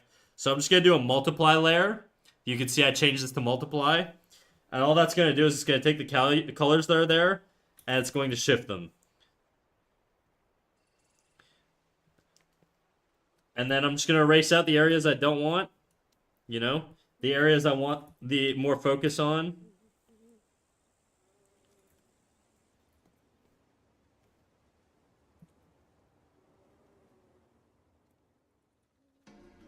Maybe I want more shadow down here. Maybe I want this whole torso to be the focal area, and so I'm doing a spotlight now, you know? It really depends. It's whatever you want. This is sort of the fun part. And now you're coming in here and you're like, you know what? Well, the breast would actually catch a lot of this light. So maybe I'm going to carve that out. You know, maybe the shoulder's going to clip a little light here. You know, all that stuff. And you're just sort of designing. And you're deciding to do what you want. Wait, so I should go down diagonally on the color picker to make it more saturated? The way, I mean, look, this is a stylistic choice of mine. This is not a thing that you have to do by any means. But what I like to do, Joe, is the darker I go, the more saturated I go. If I drag my color picker over this, and I color pick here, look how saturated this is. But it doesn't feel saturated. It doesn't feel like it's neon pink, right? Or neon purple. And so I do it very saturated in the darkest darks. Now look at her face. Her face looks very vibrant and very colorful, but I guarantee you the second I drag my color picker over that, it's just going to be a bunch of grays. See? Look at that. We're basically just a gray over here. I can make this bigger just so that you can see. So it's the relationship of the colors that makes the character feel alive. Look at these blues. They feel very alive and very vibrant. They're basically grays. Okay? This blue right here is basically a gray. This is the full sort of color of the purple here. I'm on a multiply layer still. That's the purple. Feels like unintuitive to use that as a skin tone, right? But it's a gray. This is the skin color. That's not as unintuitive. That's a little bit more normal. But like...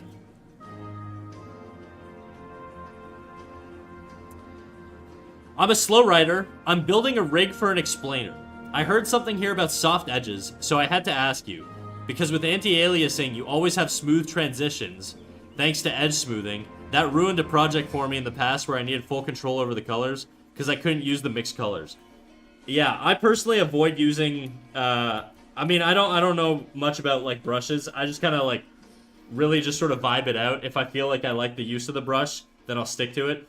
This Photoshop round has been my bread and butter for years, though. I've used this thing for fucking probably like a decade now. And it's basically a hard edge brush, right? That maintains its value throughout the whole, like, stroke. Okay, there's some gradients here, but that's from moving my hand. It's not from the actual, like, brush functionality. If I was, like, very precise, it would just be even the whole way through. Versus, like, a soft, round brush. Anyways, we went over this earlier, but... And then it just has opacity, so if I press lighter, I just get a lighter tone, right? And I can build my gradients this way. And then what I do is I color pick the color in between these two, and I blend them together. Color pick the color in between these two, blend them together. Color pick, blend together. Color pick, blend together. And you build a gradient that way. You can also just use like a... I mean, it depends on what you want to do. You can use like a smudge tool too. I don't really like smudge tools. They just feel weird to me. But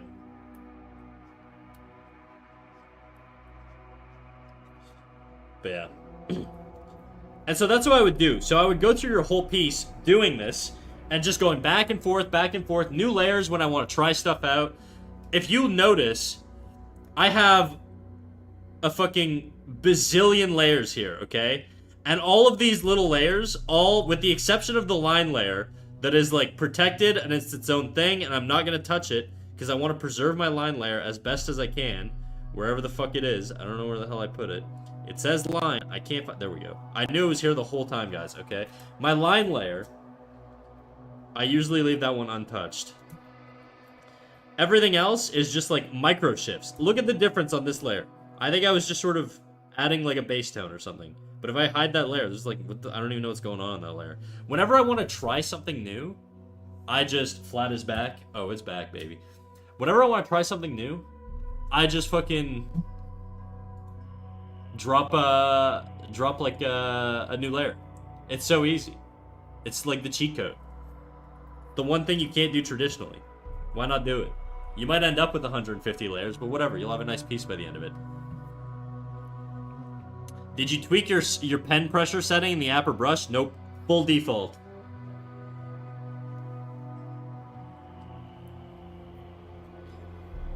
Too horny, no more booba. You can't focus with your dick hard, dude. Come on.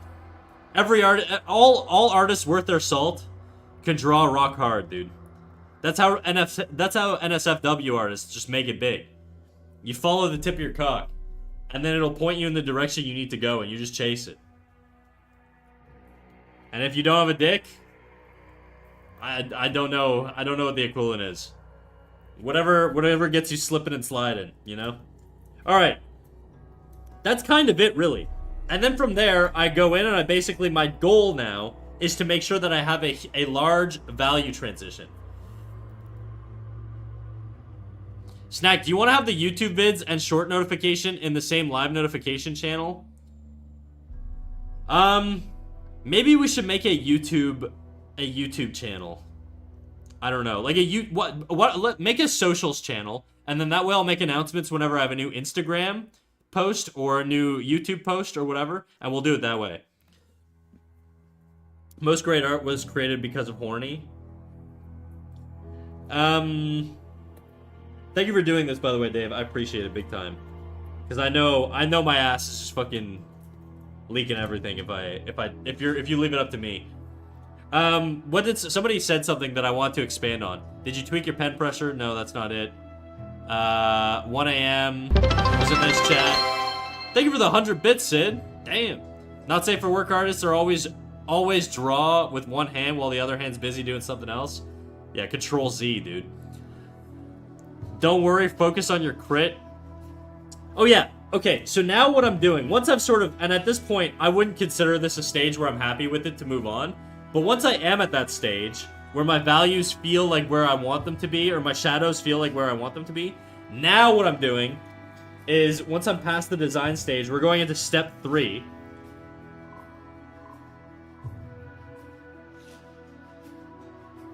Oh my god. I'm on the multiply layer. Why is this locked? What's on this layer? I don't know, whatever, dude. Step 3 is push my values.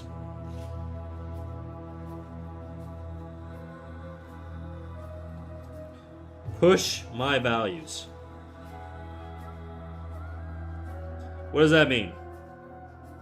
It means the range of values that I have is relatively large, okay? So my darkest dark should be pretty far from my whitest white, or my lightest light, I guess I should say. So my darkest dark is probably in here, okay? Look how dark we are. We're really low. The lower you are on the y-axis here, and I have a video coming out in like a couple weeks explaining all of this, or not a couple weeks, this week. The lower you are on this y-axis, or on this left vertical axis, okay? The lower you are, the closer you are to pure black. The higher you are to pure white. Everything in between is a gray, basically, okay? A different shade of gray. And then the more you go to the right, the more saturated you get. That's how the Clip Studio Paint cube works. And then everything out here is your hues that you're using to infuse the values with. So what you want to do is you want to make sure that your darkest dark is very far from your lightest light. In my case, my lightest light is in the highlights. I'm not going to count those, because those are basically pure white. No, they're not even pure white, but they're pretty damn close, okay? My lightest lights are over here. So I have a huge value range here. I have a value range from 16% value on the scale here. You can see the 16 at the bottom. I don't know if you guys can see it really well. But there's at the bottom of the screen here, there's a little 16. That's telling you how much dark how much light you're removing. Right now, we're only removing about 16% of the light, so it's pretty bright. Okay, there's not a lot of light being removed. If I push this all the way down here, which was my darkest value range, I'm hitting 82. That means I've removed 82% of the light in that area, in this particular area. Okay, and so that means what's 16 minus 82? So what's the difference between 16 and 82? It's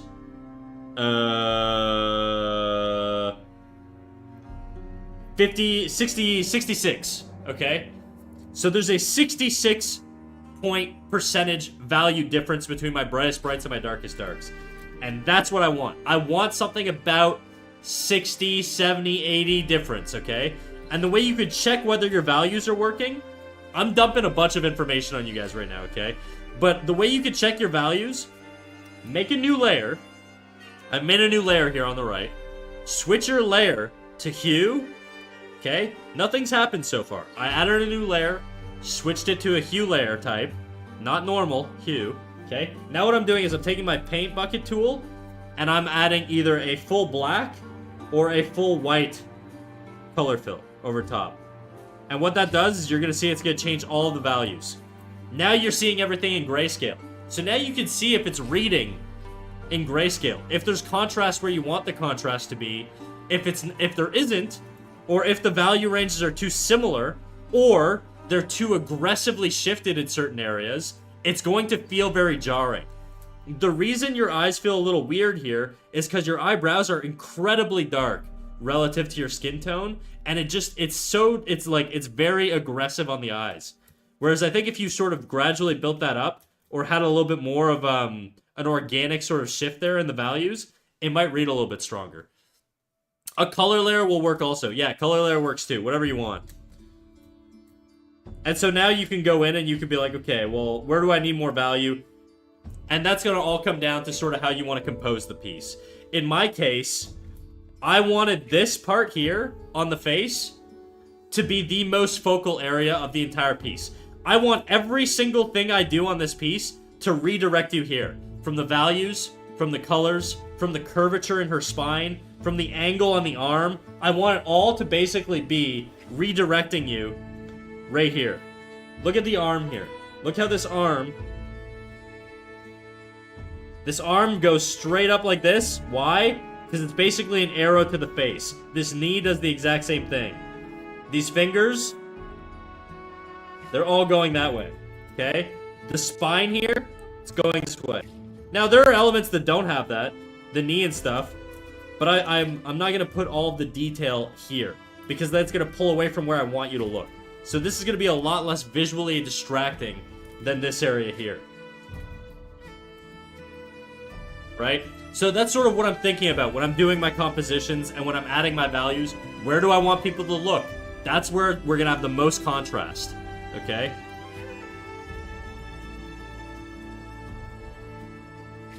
So, look, I know it wasn't like the most perfect critique. I'm not sending you home and telling you what to do, but I'm giving you sort of hopefully a framework of a way to think about things and how to go forward and attempt it again yourself.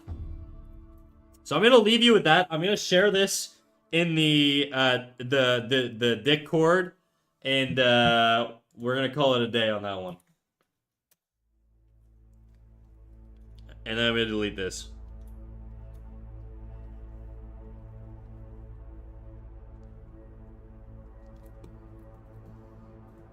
And I'm gonna make sure this isn't fucking massive, dude.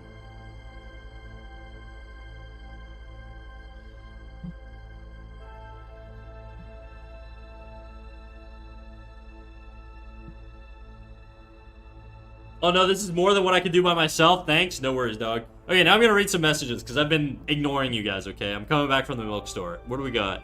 I'm gonna start off at the bits. The amount of not safe for work references I've looked at for anatomy practice has dulled my horny region in my brain. That's good. That's a sign of, you know, like getting normal, getting comfortable with like seeing nudity in art is just sort of the way you gotta be. This is why I downloaded an app specifically to organize it. It's not just like a porn folder, it's a reference that's organized. Whatever you say, Jadu. Sure, dude. I believe you. Sounds like the premise of an MMORPG. I don't know what that's referencing. This is some pretty good practice, to be fair. Your dark stock should be separate from your lightest lights. That's right. We need to segregate our values, okay? They need to have different rules for how we use them within the economy of the piece. Just saying. A color layer will also work. Yep. There was an artist I really like made a video, and it was him and his wife going through porn to find some good poses. Then he did speed drawing practices while his wife timed him on YouTube. That's crazy. Can you do that? I don't think you could do that. Heart Attack Grill. Wait, the Heart Attack Grill. The delicious place that lets you eat if you're over like 350 pounds or whatever. For free. That place. I love you, dude. I'm not 350 pounds, so I still gotta pay for my meals, but I'm aiming for it. You should add that part to check your value on the YouTube video too. I did not know how to do that. The YouTube video, it's not really a video. It's gonna be a short, and it's basically just gonna be breaking down what value, hue, and saturation are. I'm thinking of doing more long form stuff, but right now shorts are just sort of easy. And I think what I'm gonna do is if I do long form stuff, I might actually have a separate channel for it. It sounds annoying, but I think having a shorts channel and a long form YouTube channel, it's just not good for the algorithm. unfortunately. A lot of people who watch short form content don't really consume long form content. And so you're kind of, you fuck your stats up a little bit. Anyways, this is getting to like entrepreneurial mindset type things, but milk's been brought back. Yeah, you're welcome. I'm home. The lightest light and darkest dark. That was the reference. My mom found my folder. You can imagine how long the explanation went on for. You guys actually, I don't have any reference folders. I just have Pinterest boards. That's what I use. Sounds like relationship goals. That happened to me once and I got in so much trouble. Crazy. This doesn't happen to me. I'm doing something wrong, I think. Okay, now we're gonna get back to painting this. No more revisions for today. I'm all out revision. You're gonna have to wait till Friday, maybe. Maybe more like Saturday. We'll see.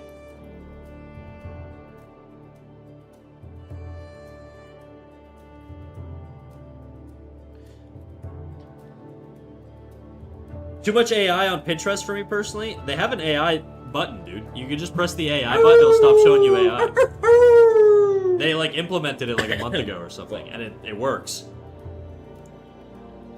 There's some AI that does slip through, you're right, Nixtradamus, but in general, it does work. Serb Arts, thank you for the follow. Welcome, man. You follow little old me. Shit.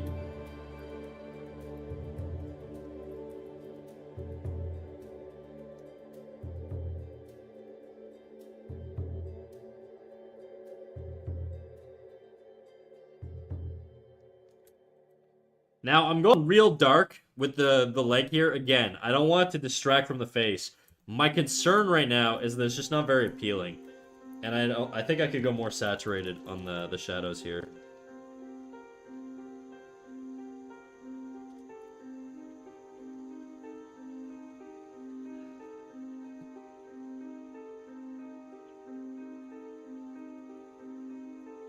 I feel like in general though, Jadu, there's not a lot of AI on Pinterest these days. If you use that filter. In my experience anyways. Maybe I'm tripping though. I am notoriously easy to fool. Except for food videos. Whenever I do those like food video like AI tests, I get it right like every time. Like 100%.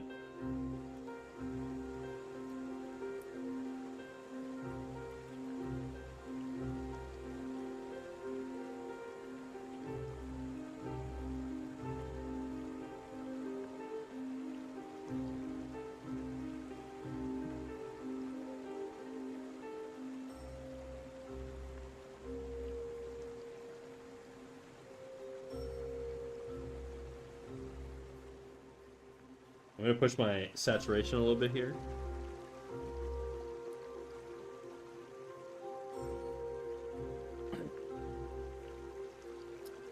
Yeah, the filter helps a lot. It does. I think AI stuff drastically decreased on Pinterest recently.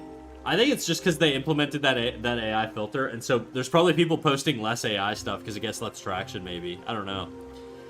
I had a new female friend say, "I can't believe you porn." I was like, how do you know? Who told you that? I meant the life drawing. You draw porn. I can't believe you porn? That sounds like she thinks you do porn. I guess if you draw porn, you kind of do porn. Like if I started like a Patreon where I took all of the ladies that I draw and made them naked with their tits and pussy out, do you think like, am I a porn star now? Is that how that works? Or am I like a porn director? I feel like I'm probably more of a porn director, you know? Like a porn concept artist. Sometimes you do a porn. Or an artistic nude. Sometimes. Not me, though.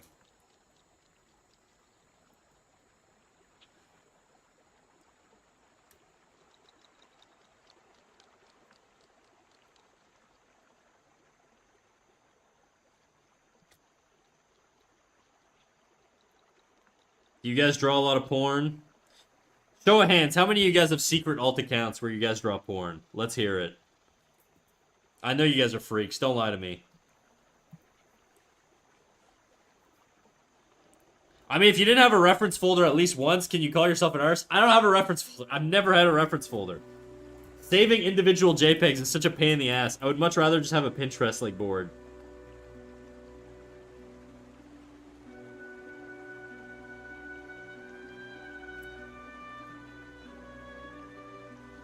This doesn't read very well.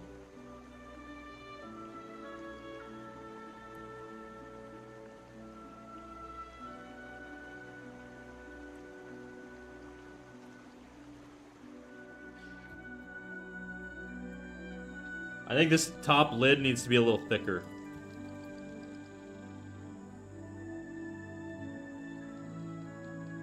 Top lip, not lid. Oops.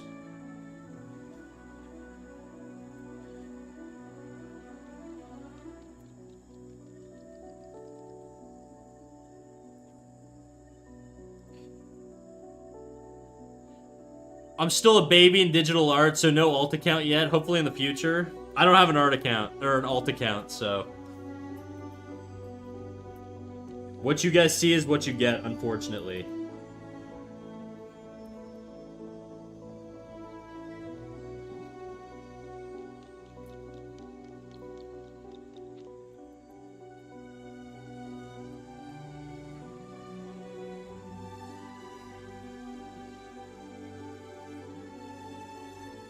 See, right now what I'm doing, dude, is I'm just trying to design. I'm trying to think of, like, how these wrinkles are gonna look, what their shape's gonna be, if there's shape variety between them relative to, like, I'm starting to realize, like, maybe I want a large, medium, and small shape here.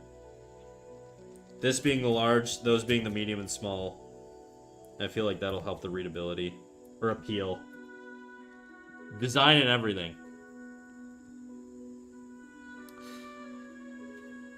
Takes one to know one. Probably have more not safe for work art than not posted art. Fuck. Starlight Production 2V. What happened to 1V, dude? What's going on, Starlight? How you doing?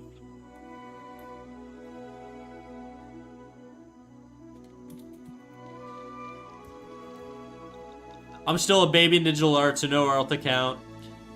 I did once upon a time, but I was concerned that it was hindering my ability to get actually good at art and get a real job. I could always just fall back on doing not safe for work commissions, I guess, though. I think, look, if being bricked up and fucking, like, you know, throbbing every single time you draw is the only way you can get yourself to draw, then do it, you know? But if you fucking... I would recommend, before you do not safe for work stuff, do safe for work stuff, you know? Get good at that.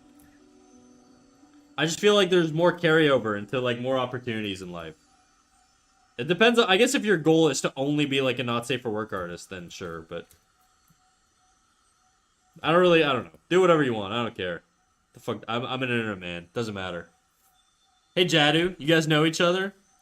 All good, I have a huge headache? We don't like that. Bad headache, go away headache. It's not the right time headache. I'm surprised you have a headache and you're listening to me. I, like, scream into the mic. Like, the entire stream, basically. I am honored, though.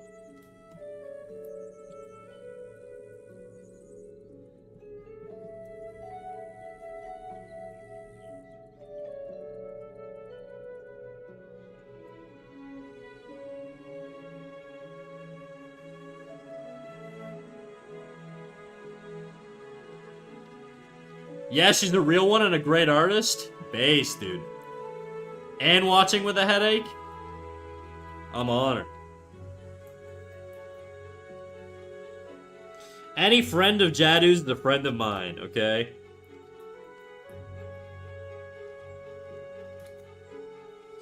Any friends of Coco's, I'm gonna side-eye a little bit, but I will respect you. I mean, Kim Jong-gi was able to draw not safe for work art while still not being considered a not safe for work artist. Yeah, Kim Jong-gi was also, like, one of the greatest artists of, like, our generation. I don't know, it's like a reasonable comparison for the average person. Sydney, thank you for the 100 bits, dude. I appreciate you. What you're I feel like whenever I get like 100 bits, you know what it makes me feel like? And this is not a bad thing, okay? It's gonna sound like a bad thing, but it's not, I promise you. It makes me feel like a stripper getting like a $1 bill like shoved into like my my G-string, you know? I dig it. I'm a working woman. You get a pass if you OP? Yeah, dude, if you're cracked, you can do whatever you want.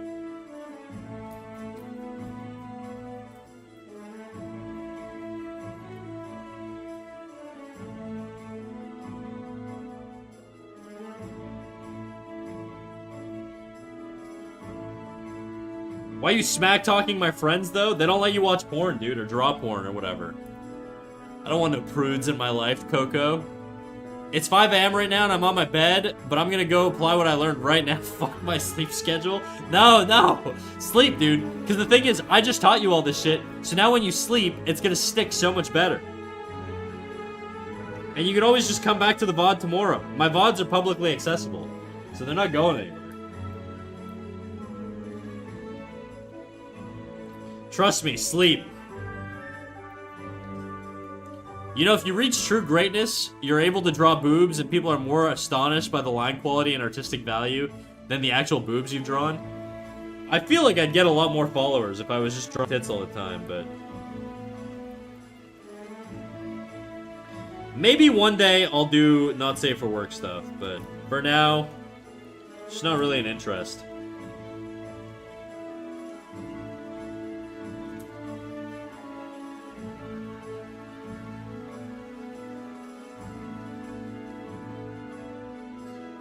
I was just gonna say that I'm in a bad mood and I feel like spending money. I kind of feel like a dude throwing cash at a pole dancer. I can't give you a lap dance, but just know metaphorically, I'm grinding all over you right now, dude. Mouse style. You know, if you reach true... I read that already. My brain works in reverse. I forget things easily. Manufacturing defect. Tragic.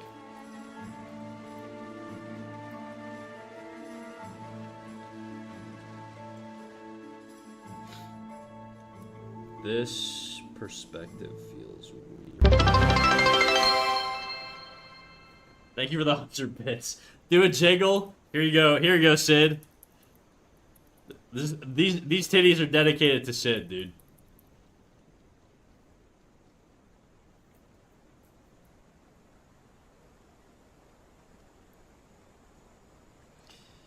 Hopefully your mood's better, alright?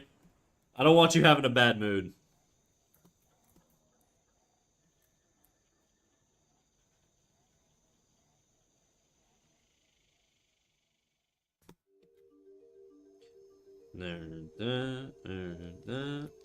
Dude, this drawing this fucking shoe is like breaking my brain right now. I don't know how the hell to draw this. I'm gonna say this connects like this. I feel like this would be different.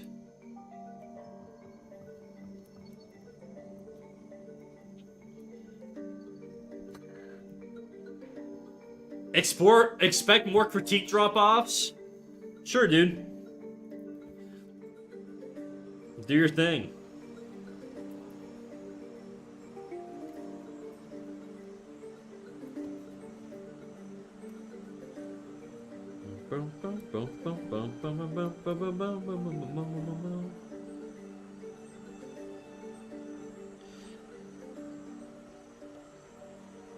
I think this needs to just, like, bridge here, you know? I don't think I'd see the inside. I think it'd just be something like that. I also feel like it would cut in, like there'd be those little divots for like traction or whatever. Oh dang, this is the elusive Joe Mama we were talking about earlier? They were right under our noses the whole time? Were they? Joe probably gets enough Joe Mama jokes as it is, let's be nice. Wow, Coco, trying to switch your tune, huh? Trying to rebrand? You're the nice guy now?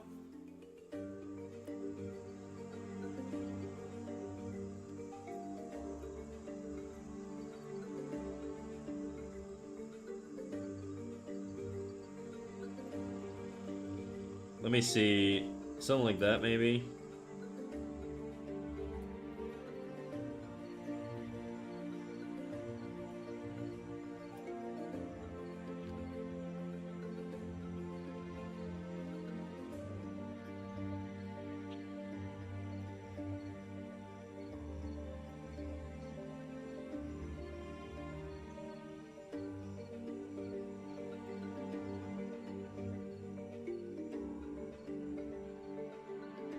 I should probably do the treads after I'm done rendering it, you know? Because I feel like if I do them now, I'm just going to paint over them anyways. Because I'm not done painting anyways, so... I'm imagining a mouse dancing on my lap, and it's kind of cute, like a tiny little lap dance. It's crazy.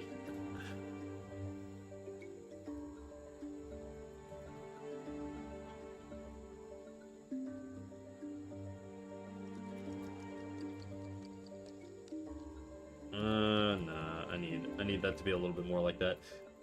This needs to be thicker. We need it to be thicker, chat.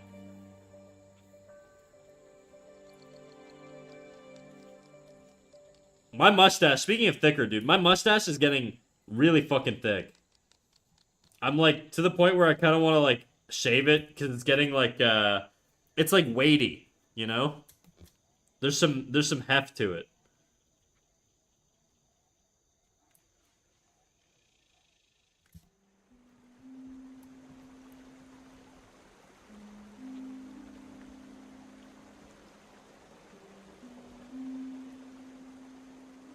Is that too thick? It's kind of too thick. It's like distracting almost.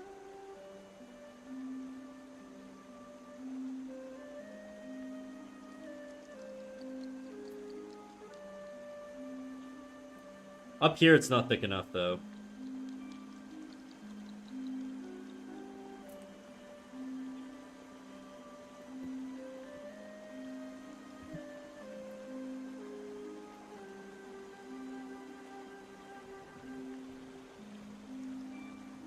Don't shave it, style it, and enter a competition? I don't want to be that kind of dude. I don't want to be the friggin' curly mustache guy. It's not, like, I did it in college, actually. I don't know why. Probably because I had a girlfriend at the time, so I had, like, the confidence to do that. And I was like, you know what? She's not gonna leave me for this. But today, I don't know if I could be the curly mustache guy, you know?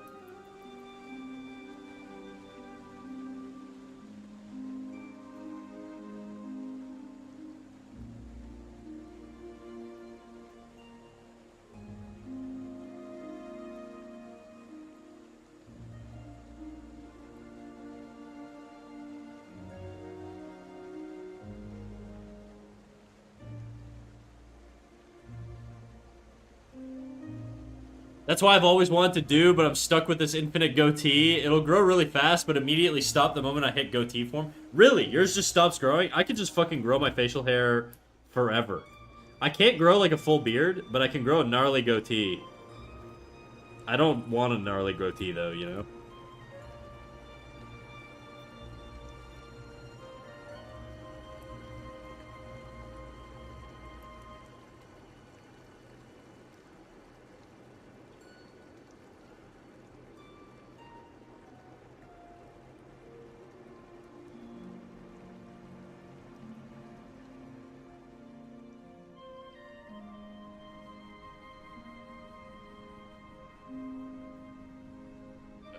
That fucked that up. It's too much. I'm doing too much. I just don't want it to... It feels kind of like bland, you know? My ex wanted me to keep my half-grown mustache set, look more manly. But I prefer being uwu kawaii. You like being slick? Twink mode.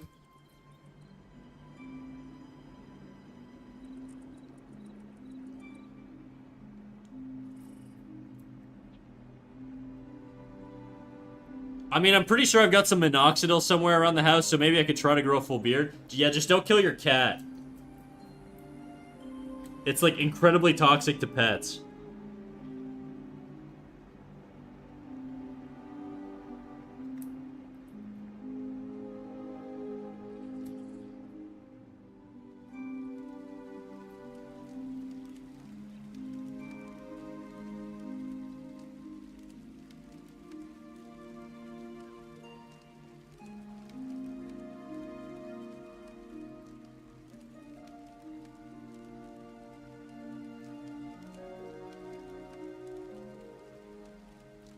For real? I never knew that. Yeah, it can, like, literally one-shot them, dude.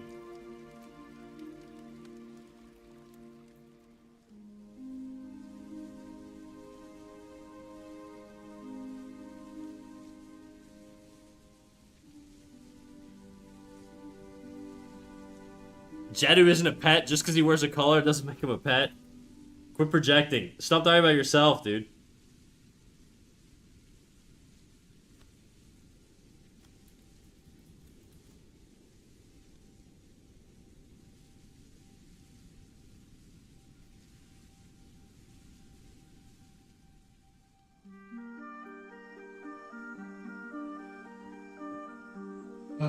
just feel like this is so boring, you know? That's sort of my issue right now, this sort of boot. It just feels boring.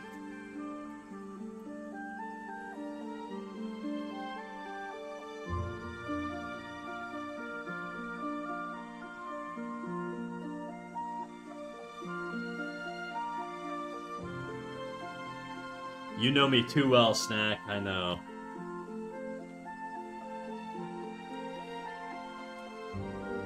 I'm the Coke Whisperer.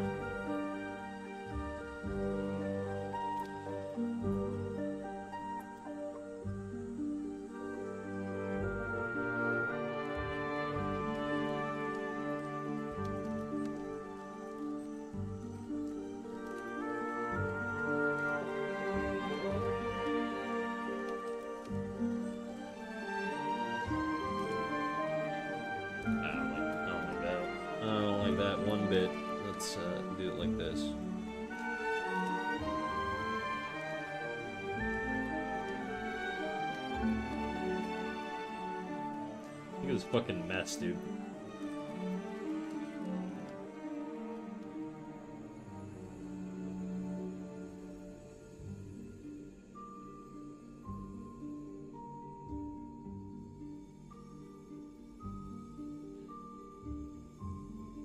Snack, retire. I'm trying, okay? I'm not making enough money. If I had the money, I'd be retired right now. I promise you, in a heartbeat.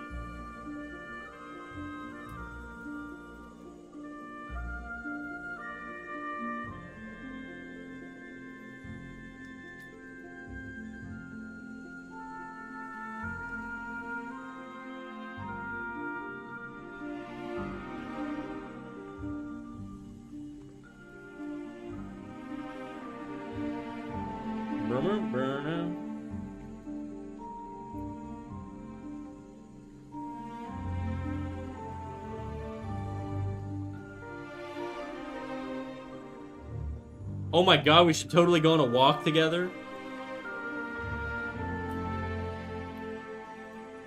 You guys can do whatever you want. You're both grown men.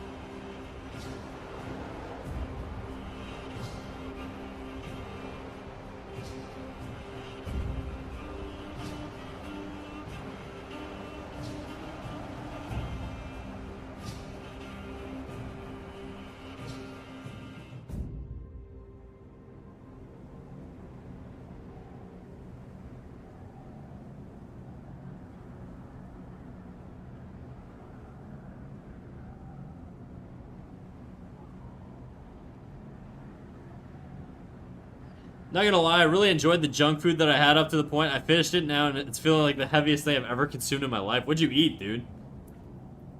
The fuck are these conversations? They're LARPing as dogs, dude. Boys will be boys, you know? Let them whoop it out in chat.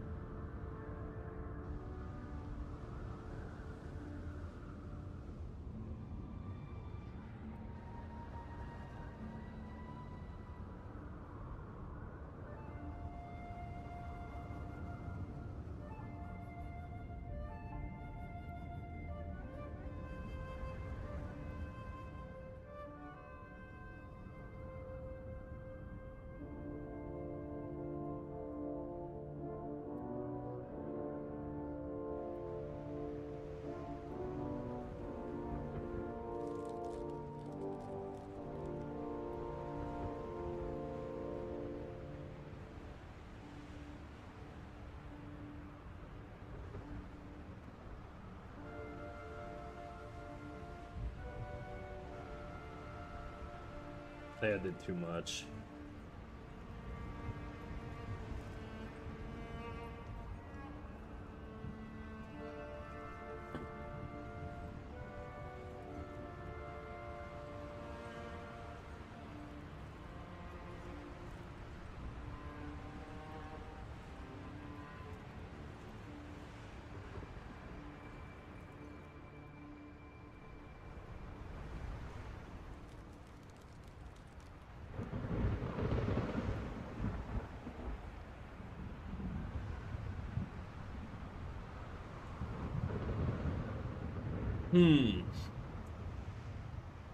Don't judge us, Snack. We've heard we've heard you howl. I'm defending you, literally. Oh, it's Snacks chat. Never mind. I see. I ate 6 spicy wings and chips. I wanted a chicken burger to you, but they were out, unfortunately.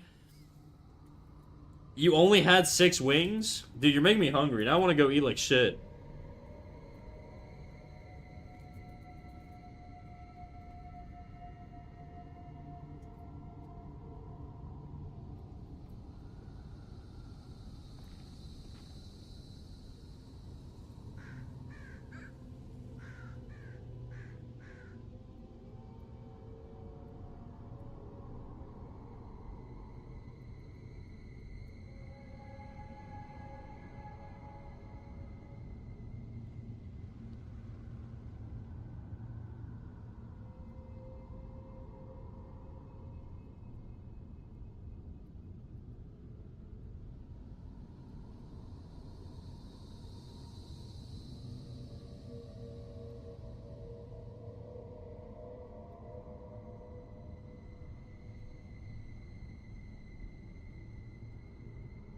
I feel like this is too bright.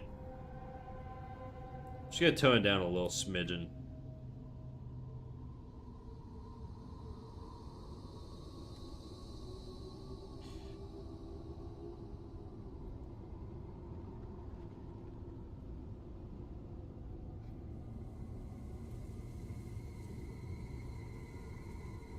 I remember my friend acted like a dog in middle school. I think maybe I kind of forced him to do it. Okay, now you're looking kind of sus, but okay. To be fair, we've had way worse conversations. I don't remember. This song's a banger. I assume you mean the last one. Join me, destroy your health. I will say, the tequila flavored beer I'm sipping on is making me feel pretty good. Shit. Damn, you vibing out, huh? Maybe I will. I'm wrapping up stream in like 45 minutes, so probably gonna go get something to eat. I have some ground turkey in my fridge, and I think I'm gonna eat that. I'm gonna have, I'm gonna do a little white boy taco, you know? A little Old El Paso flavoring, seasoning. I'm We're gonna have a little fiesta.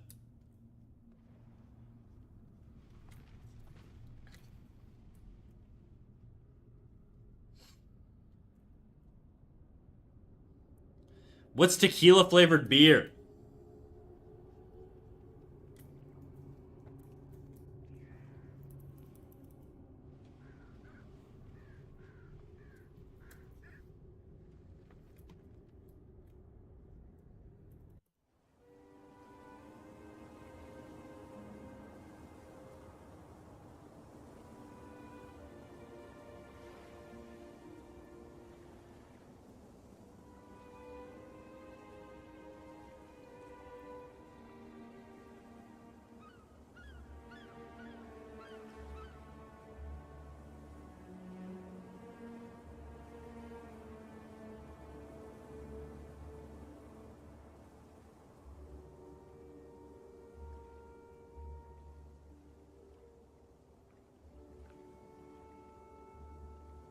You're getting either live and learn or Digimon. It's literally a beer that's flavored like tequila, but I have no idea if it actually contains any tequila whatsoever. I gotta snooze though, so I'll bid you all good night. Sleep tight. Don't let the bed bugs bite, Coco.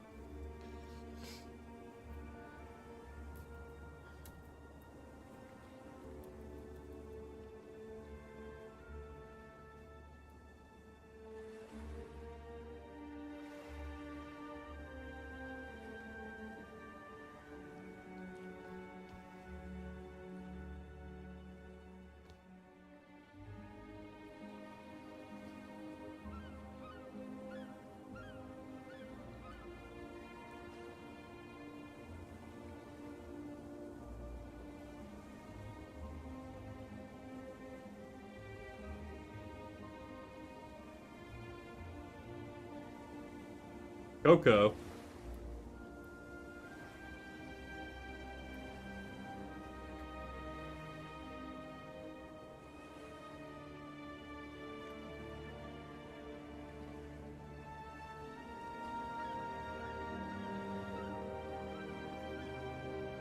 Oh, it's Fooly Cooley, TTGL. Talk to talk to guys later. I'll miss you, bro, and you too, Snack-kun. Thank you, Coco-chan. Go Yasumi Nasai, alright? Sayonara.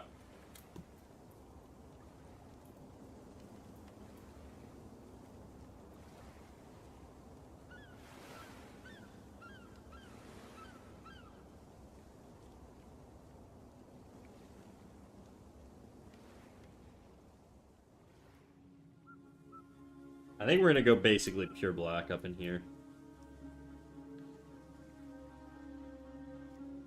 And I'm gonna use a hard brush, just so I can get a little bit more precision.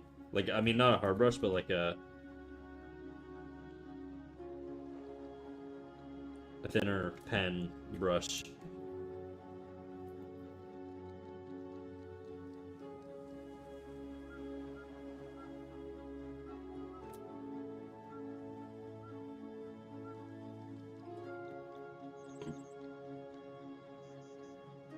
Whoa, the most Western accent Japanese ever?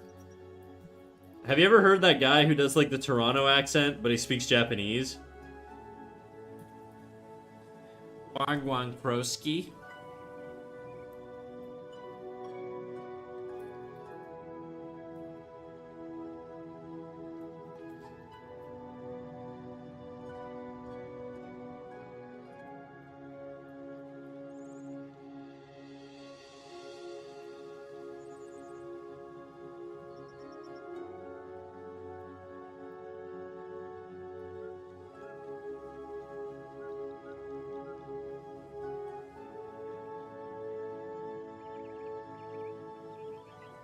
Yeah, I always want to end it when Snack uses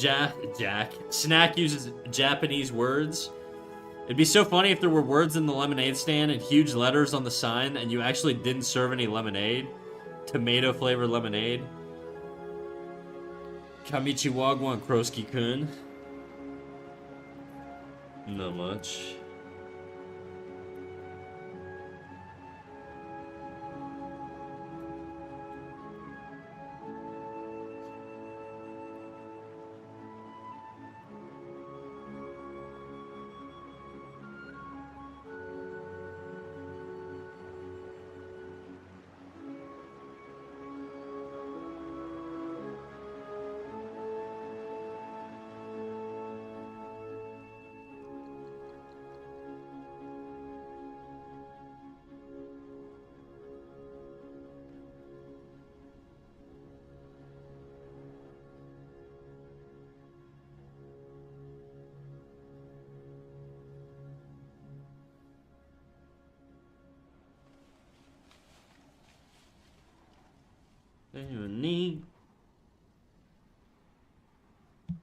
I remember the guy you rated yesterday had pretty good Japanese. Yeah, Melochi. He was here earlier.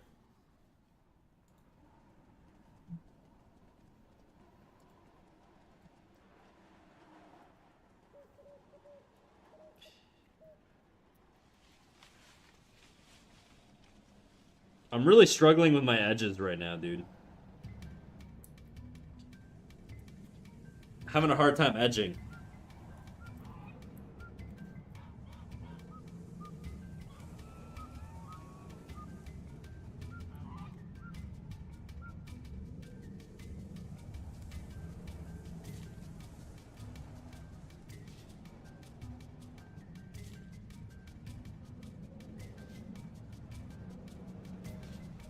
Whatever. I'm not gonna overthink it. I feel like I'm like overpainting right now. That's what it looked like before. That's what it looks like now. I feel like the shadow tones on the back leg work better before. I'm gonna erase some of this out. No, not that much.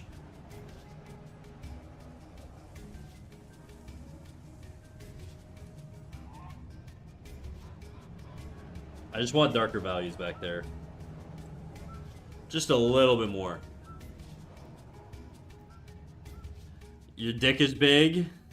Congratulations.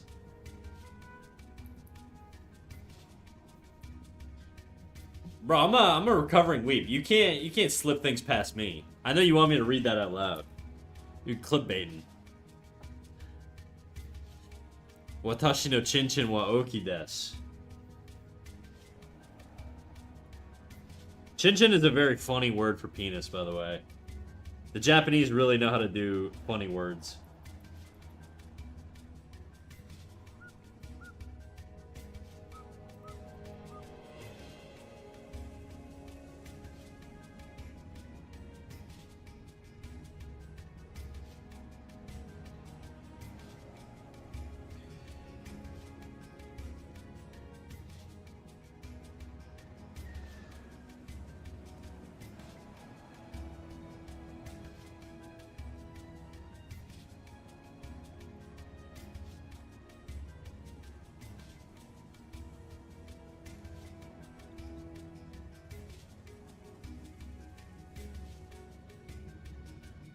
Damn it, I genuinely tried to slip that through. I know.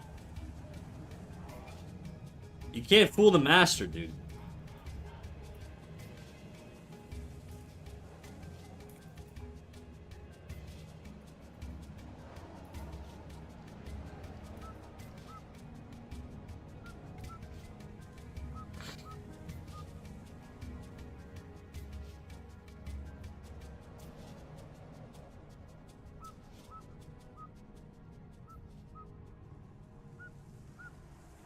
His story was shit, though. Well, he left, so it's all good. Kit Kat, here's a challenge, alright? Try to be nice. How about that? I don't want you attacking other chatters. I know you get, like, your rocks off on saying mean shit, but a lot of people don't like it. Myself included.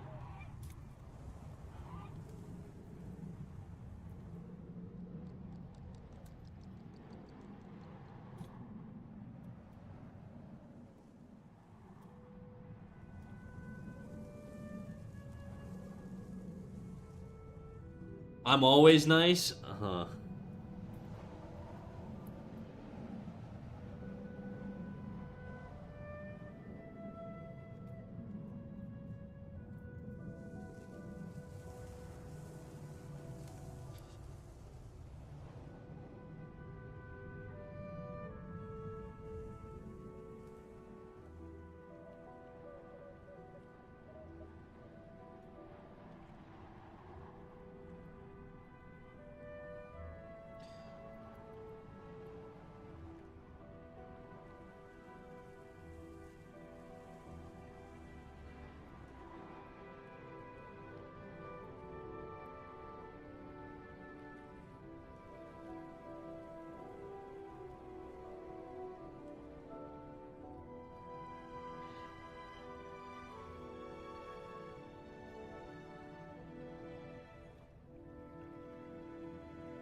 To be fair, big's a relative concept, but I would say so. I haven't had any complaints.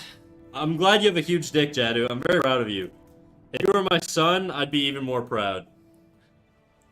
I think there's a station that, but the data collection method is questionable. A statin?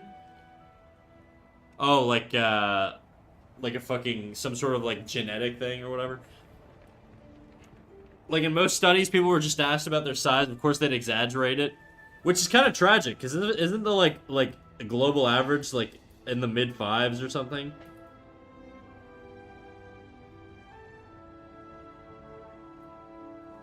Can't relate, chat. I'm a mouse. My dick's like a millimeter. My balls are huge, though.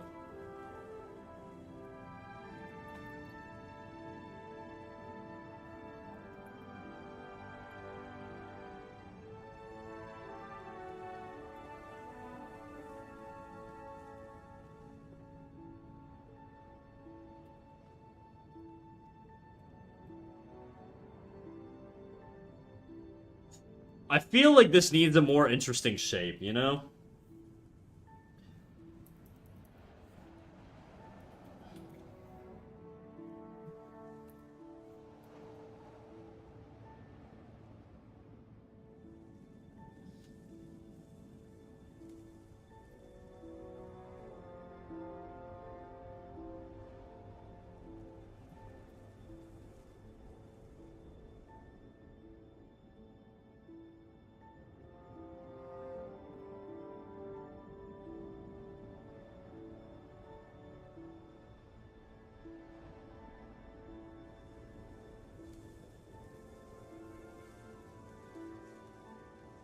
I'm proud of my 4.3. Hell yeah, dude. Get it. Swing that shit around, dude. And to think it's even exaggerated, kind of sad. Can't relate, though. Uh-huh, I believe you. Could you imagine the survey? So what size is your dick? I'd say pretty big. Prove it, bitch. Drop your drawers. They should. They should be. If you're doing dick measuring, like, contests, literally, or dick measuring, like, surveys, they should see the dicks. Scientists should have to sit in a room looking at dicks all day. I think it's fucked up that they're just, like, saying what the average is without actually knowing. Survey data is bullshit. I want some double blind, fucking, I want gram scales involved. We gotta weigh it. We gotta know exactly what we're working with. Okay?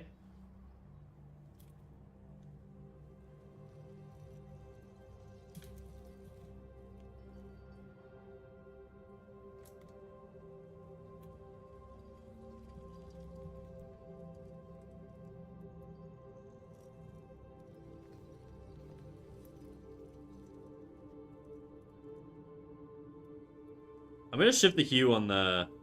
Oh, not the... I forgot. I did the whole leg there. I'm gonna shift the hue on this and see if I can get some more interesting color options. So I don't have to do fucking purple boots. I do think I probably should do purple boots, but... Maybe I could go green. Red's too much.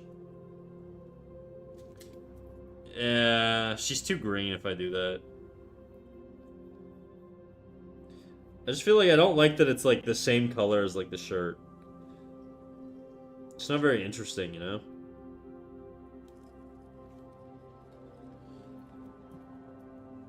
I almost like that more. Like, it's almost like it's obscured, you know? I mean, how else are you going to get reliable measurements? Because, like, even the method of measurement can depend on the person. Bone pressed is the only way to measure, guys. Alright? Everything else is a lie.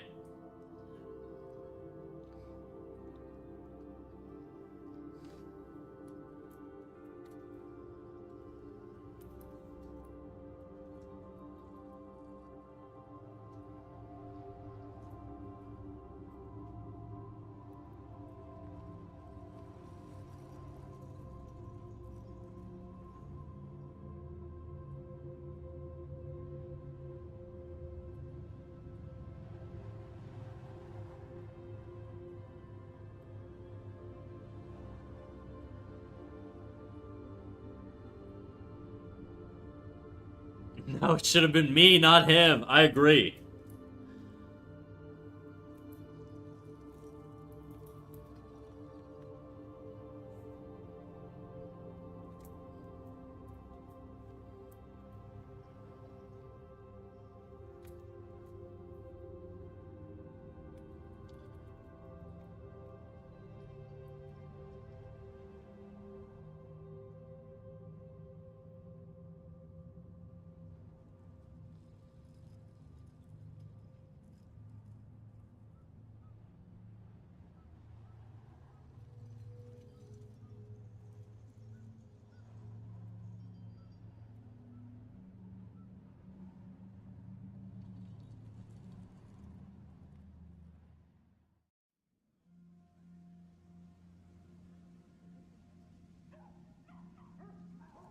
I just really don't know how to make this more interesting. Whatever, dude.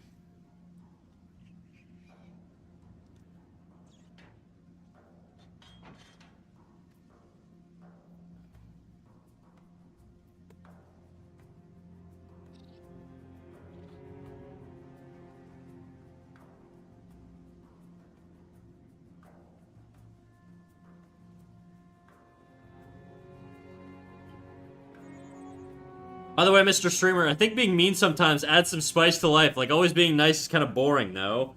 Yeah, but the thing is, it makes my life hard. Because I have to manage a bunch of people with different opinions and stuff. I don't care if you're calling your friends slurs in your personal life. But if it's a situation, especially if we're having, like, a serious conversation, like yesterday as an example, where we're talking about, like, the gender stuff. If you start doing like fucking red pill talking points where it's just like you're doing like women are this, men are that, it's like I know you know that you're gonna piss people off with that shit. Whether you think it's right or not, it's like there are ways to navigate certain conversations that require pulling your foot off of the gas if we're going to sort of as a community have like if I'm going to allow the community to have conversations that edge into sort of controversial conversations, the community also has to work with me to fucking do that in an appropriate way. But if everybody goes like super hardcore, it's just gonna turn into a fisticuffs fight, and then we're gonna have to never talk about that topic again. You know? So it's like, it's not that you can't be mean, it's just that you can only really do it once. Because now it's like, I know in the back of my mind, I'm never bringing that conversation up again. And I'm probably gonna shut it down the second it comes up. You know? Because I just don't trust people to actually, and it's not just you, I just don't trust people to sort of navigate conversations like that appropriately. And so, you know, that's sort of the trade-off you're playing with here, you know?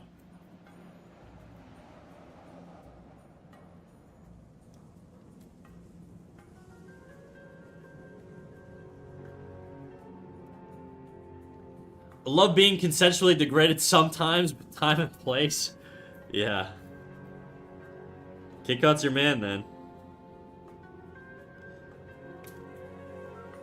Like, in my personal life with my friends, I have no issues with having edgy conversations, okay? With a bunch of strangers on the internet, it's a really sensitive thing to navigate. And it has to be done delicately. And I think the more I try to do it, the more I realize how it's kind of an impossible task. And I probably just shouldn't even bother. But Snacks trying to hide the truth, the boys are cool and girls drool. Nuh-uh.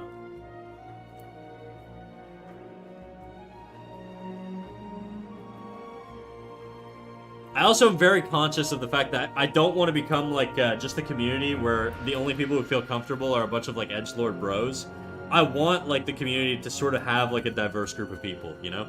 I'm trying to DEI my community in a way, ironically. But I do think that I don't want to isolate myself from different perspectives and people who disagree or think things differently from me, right? And I think sort of if I just sort of hammer home really hardcore views one way but not the other, that's sort of why sometimes I'll play like devil's advocate and stuff.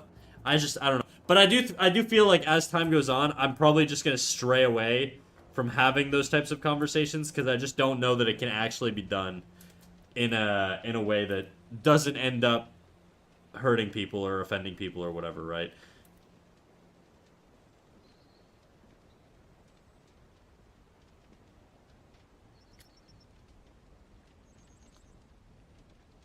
Was it girls are from Jupiter and boys are stupider? I forget what the science says.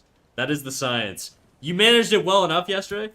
Yeah, I think so. I'm not like, I don't have any critiques on the way I managed it necessarily. I just think like, it was fine at first and then I felt tensions rising. And that's sort of where I was like, okay, we gotta pull back a little bit. What are we listening to right now? The Solvaloo Project.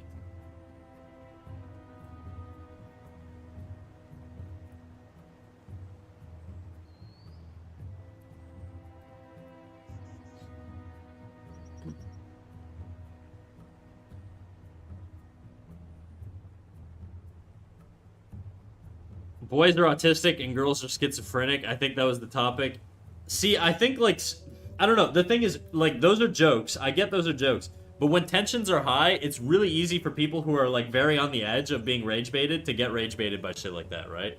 Like, in a normal vacuum, saying something like that not a big deal. When people are really defensive and arguing with each other, saying stuff like that, it's just like fanning the flames. So I think it's like a time and place thing. You gotta read the room a little bit.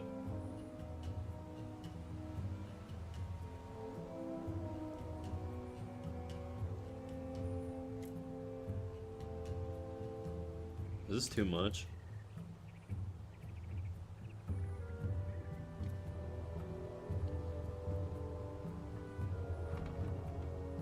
Okay, I actually kind of like this boot now. I hated it like 2 seconds ago, but I kind of like it now. I'm gonna work on a new layer because I don't want to fuck up what I've done.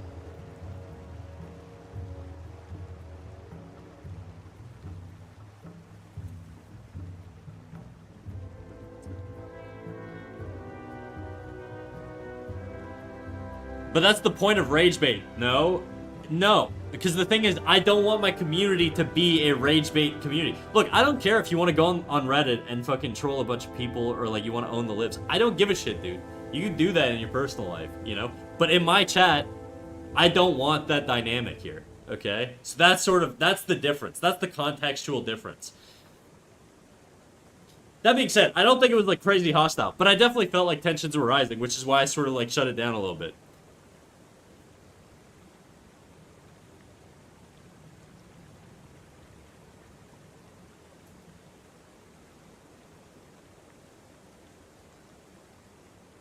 Anyways, all that to say, I'm not like mad at anybody in particular or anything like that, but I do recognize that it's. I try and sort of like I guess allow a little like look. I'm a fairly difficult person to rage bait. I can be rage baited for sure, but I'm not. I'm fairly. I feel like I have a pretty high tolerance to a lot of like differing opinions, and so I like talking about stuff like this. But it's not. I don't think I'm the norm when it comes to sort of emotional baselines for having controversial conversations. I just know I'm not based on the fact that I've had them with people where, you know, it just doesn't, that, like, reactively I feel very different from things than other people. And so, but, like, I don't mind delving into topics, but I have to sort of trust that my community is also going to sort of react to things the way I do, and I don't trust that. And so I feel like I have to sort of probably, like, shut down edgy conversations when they pop up rather than sort of, you know, exploring them. I think there are some that we do pretty well, you know, like if we're exploring like life or religion or whatever. But I think if we get into sort of gender stuff or really sort of really touchy things for people these days, it's probably not a good idea for me to sort of entertain that. It's probably best for me to just sort of kill those off the start. And I might just do that from now on, but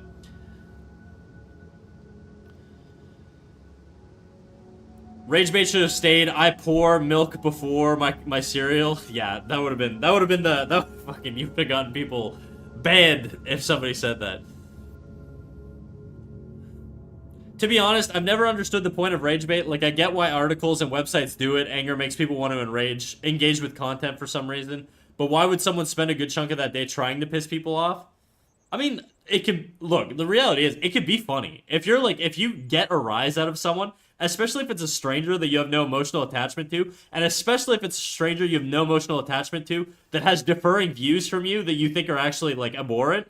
It can be fun. Like, I get it. Okay, I get why people rage bait. You know, I get why both sides do it to each other. But the thing is, you know, when it's like a shared space, it's not like I don't want like the whole like safe space shit or whatever. But I don't want a toxic space. I think there's a middle ground there. And that's sort of where I want to sit. I don't want to sit in a world where it's like everybody's like Bubble Boy, where we got to protect everybody's feelings to like some crazy degree. But I also don't want to sit in a space where, you know, we're intentionally trying to rise each other up and piss each other off. I think there's a healthy middle ground to be found. It's a tough one to navigate though. So I think that, you know, my mistake should have been to call that conversation when I felt the tension rising a little bit sooner. I think I could have done better on that one, but I don't think I did a horrible job on it.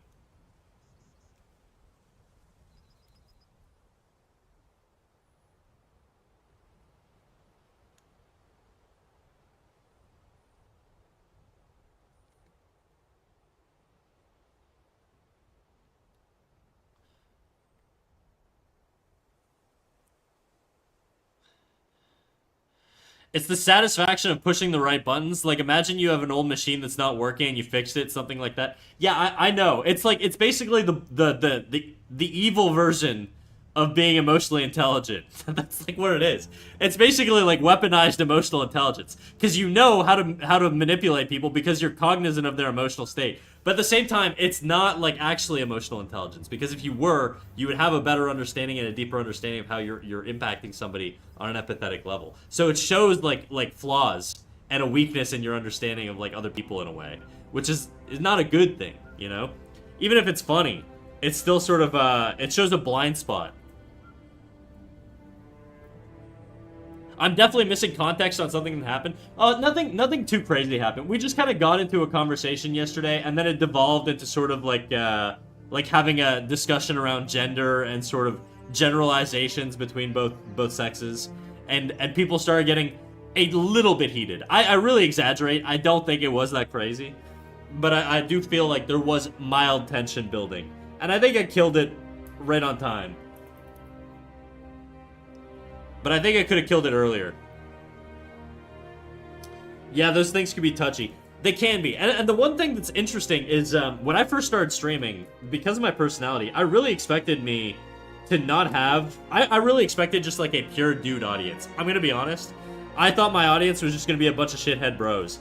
And I have a pretty solid like 50-50 split.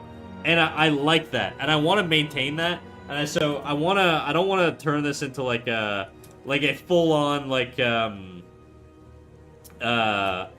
locker room type place, you know what I mean? Now, I don't have any issues with locker room talk. I have it with my boys all the time, but there's times and places for it, right? And I feel like in a shared space, like, it's not, that ain't it. Fire art, thank you, Exalted. What up, big dog? Hey, you live and learn. Oh, for sure, dude. Look, I didn't lose any sleep over it, I'm just saying. I think I have a responsibility to the community to sort of police things a little bit, in that sense. I'm just sort of giving my context, or my justification for why I would police something a certain way. I think you killed it a bit too early. In my professional rage baiter experience, it could have gone on for 15 minutes more in a pretty civil manner. No, I don't think so. I think the tensions were rising, and I think the fact that you think that just kind of shows that you don't really understand how you were, like, how the conversation was impacting people, and sort of how some rage bait can impact people. I really do think you might have a blind spot on that one, KitKat, personally.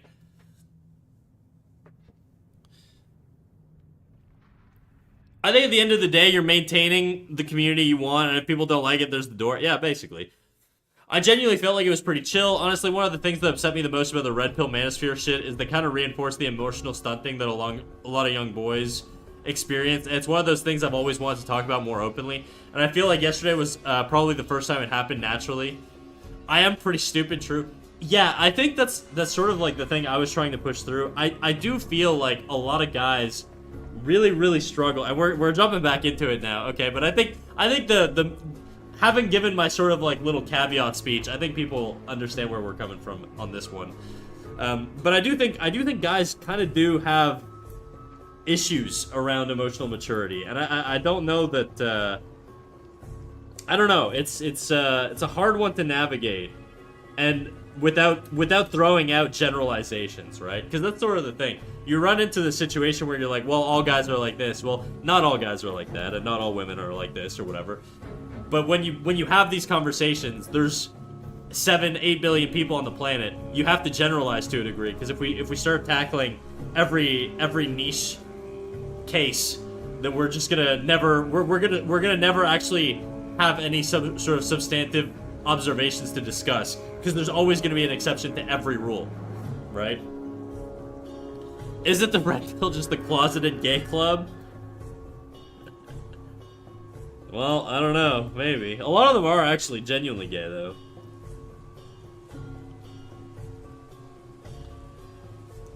And I do think about it a lot within the context of sort of my like I said, the examples I was giving yesterday was my millennial friends versus like my younger like Gen Z friends. And I feel like the friendships I made when I was a teenager, the way we interact with each other is a lot more toxic, because I feel like we just sort of built the habits when we just didn't have the sort of maturity to form those habits when we were younger. And so the way we talk to each other is a little bit more fucked up than like the way I would talk to anybody else, right? So that's just like that's an observation in my personal life, but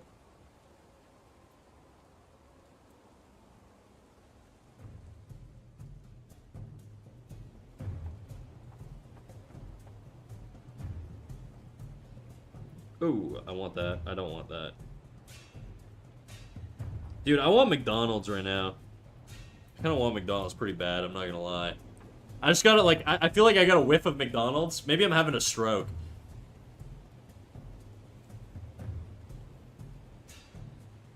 I remember some red pill guy trying to explain that this is normal to cuddle with your football teammates. I mean, I'm not judging. Yeah, the fucking Fresh and Fit guy.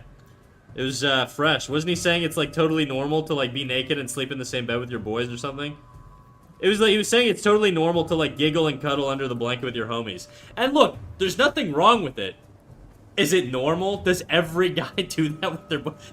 No, I don't know if I would say that. But it's not, like, it's not a weird thing. If everybody's cool with it, it's not like fucking, you can do it. You know what I'm saying? Normal? Is it a common occurrence? I don't know. Cuddling's not too odd with your heterosexual male friends. It's kind of out of the norm, I would say. Maybe there's some cultural differences there, but I think it's reasonable to say that cuddling with your straight boys is not that normal. Or not normal's not the right word. It's not that common, behavior-wise.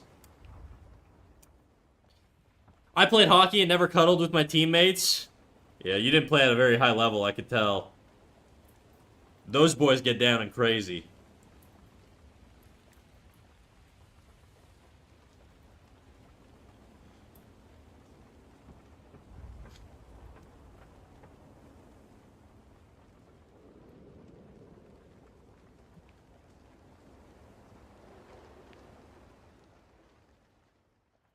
I can't stand.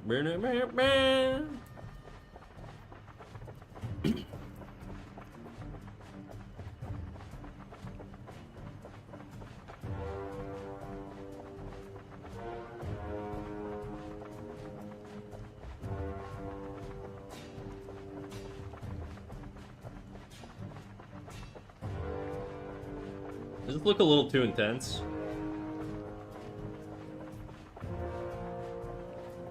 I actually kind of like the boots. I mean, I was never successful. Should have deepened my bond with the teammates by cuddling under the blanket. That's right.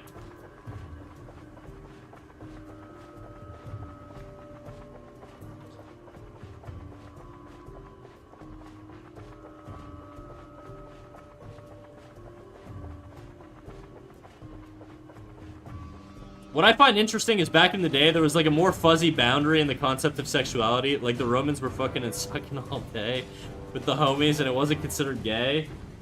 I haven't read a lot about that. My assumption is that the descriptions we hear about the like young boys in like Roman bathhouses and shit, a lot of it was probably genuinely like abuse, where a lot of these guys were basically like squires who were like aspiring in a specific career. Just had no other option than to go along with shit that they probably didn't want. That would be my guess. I'm not a historian, so I don't know. But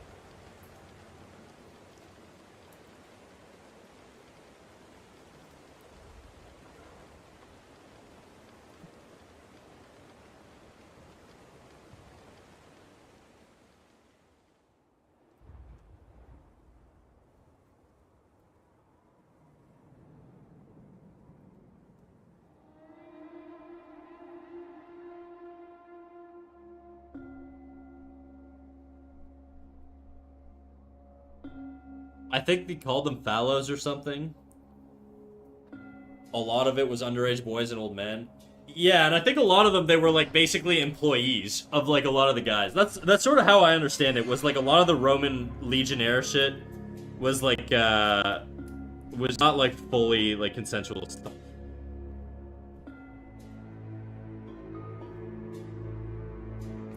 I don't know though. Maybe the Romans just kind of got freaky like that.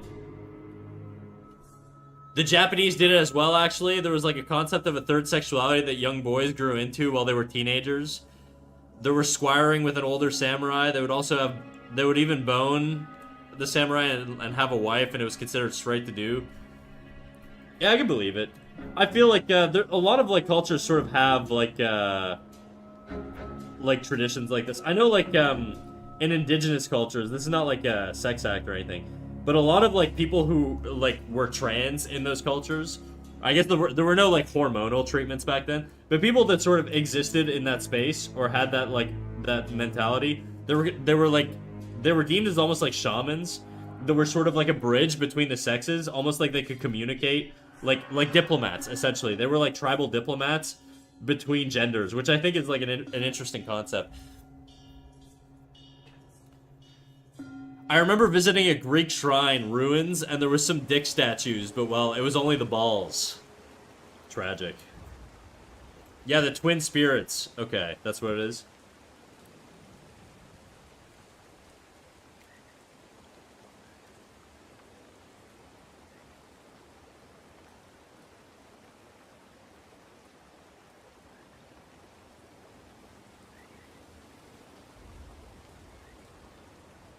This feels like too angular. I don't know.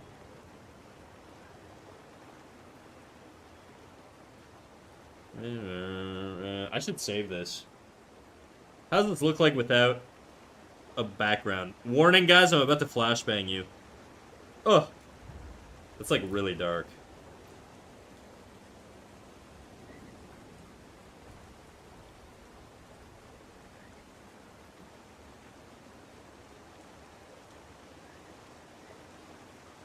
I warned you guys. I told you I was gonna flashbang.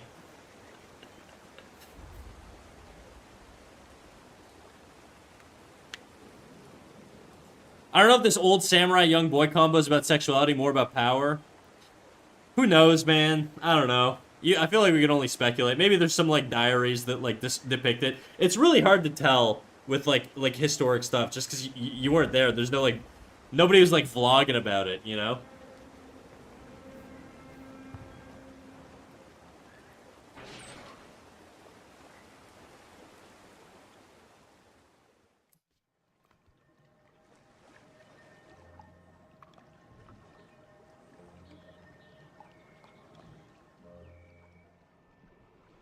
I did see an incredibly interesting video on the history of hentai, though. Oh, yeah? Oh, yeah, Jadu? You gonna put it in your little folder?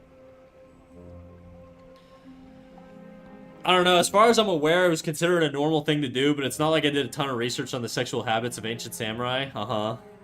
You seem to know quite a bit.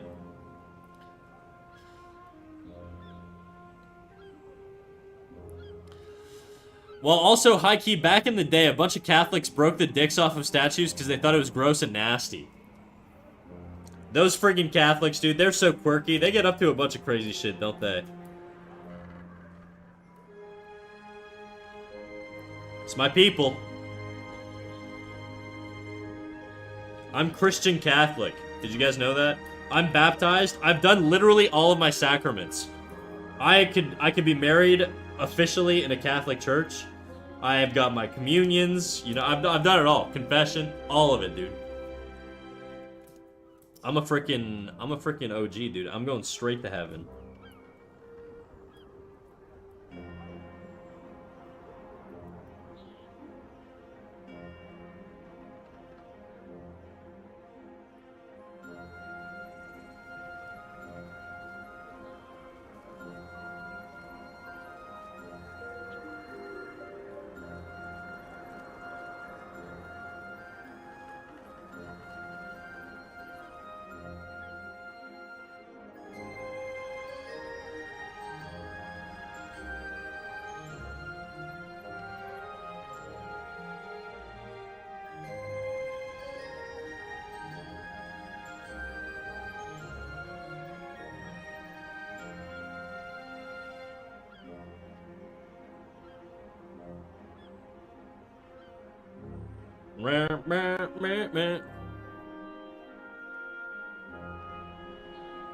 I mean, sometimes you're just in the mood for breaking soft statues. You speak for yourself, dog. Everyone on my mom's side of the family went the whole 9 yards, and then there's my mom who married a farmer from another country and dipped for religion. sometimes you just gotta manhandle those dicks.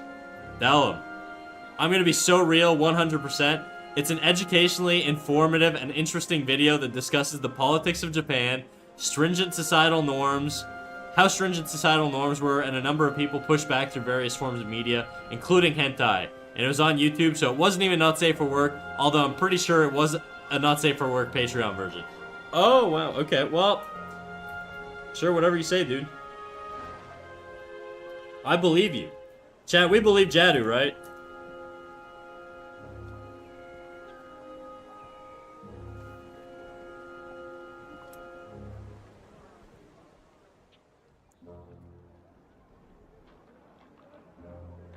Albert Einstein said that, I think. Yeah. I'm pretty sure it was Mahatma Gandhi, but I don't know. Could have been Sun Tzu.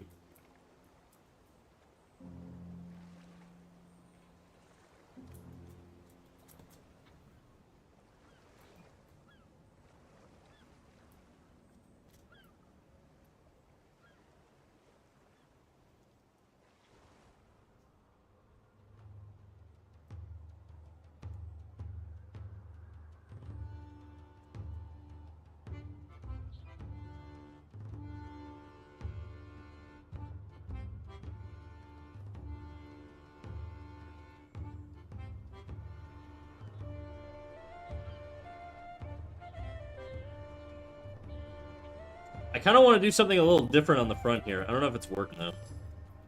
I might just fucking do some generic shit and call it a day, you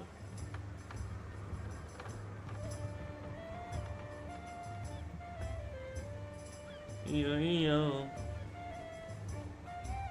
Why did I even try? I sound sarcastic, but I genuinely believe you. No, I totally believe you too. I'm just fucking with you.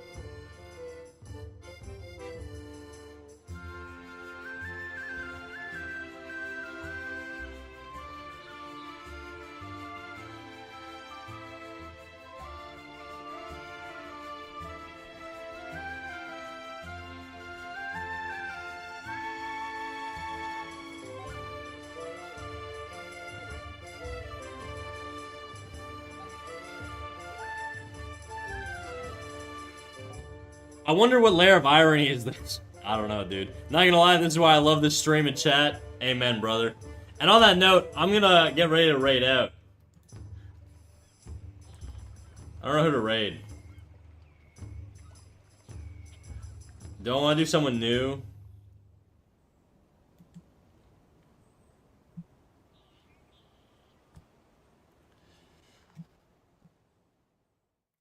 What's this person doing? Do they have a mic? Do they have a follower on chat? They don't. Are they talking? I can't hear because my music's all fucked up because I had to turn off my audio for YouTube. Give me a second here. I gotta change my audio settings. God damn it.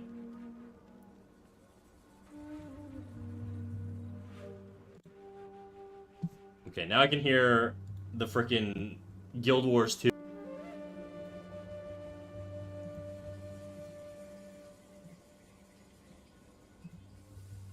Oh wait, if I play this, you guys are gonna hear it too, or whoever's on YouTube is gonna hear it.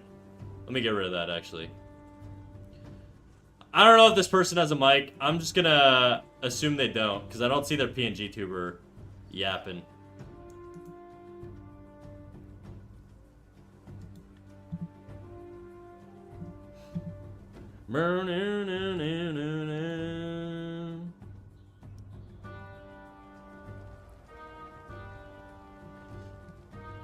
Okay, let me see. Let's do... That's too many people in that one.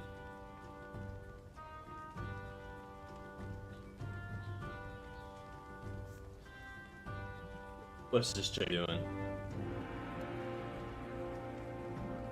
video games? Nah. Why is she playing video games in the art category? Tisk tisk.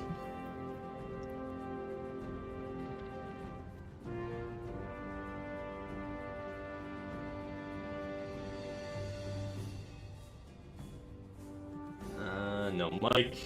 So many streamers without mics, dude. It's crazy.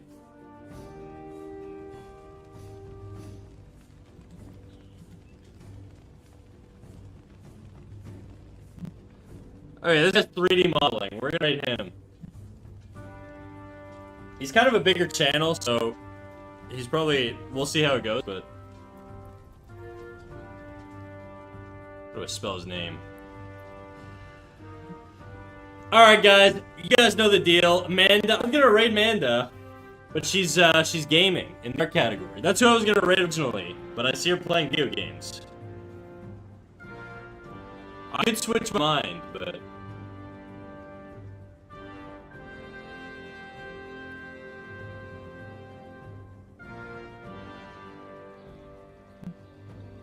Okay, we're gonna rate Grumbly. He sounds like a freaking Smiling Friends character. He's certainly not, but he definitely sounds like one. Anyways, we're gonna raid this guy. Thank you all for coming out, guys. Are we doing a raid message? I really haven't thought about that. You could just spam cat snack raid, I guess. I should come up with something. Unfortunately, I'm not clever enough to come up with something on the spot. So just spam cat snack raid or snack raid, all caps, and I will see you guys on Friday. All right, bye bye.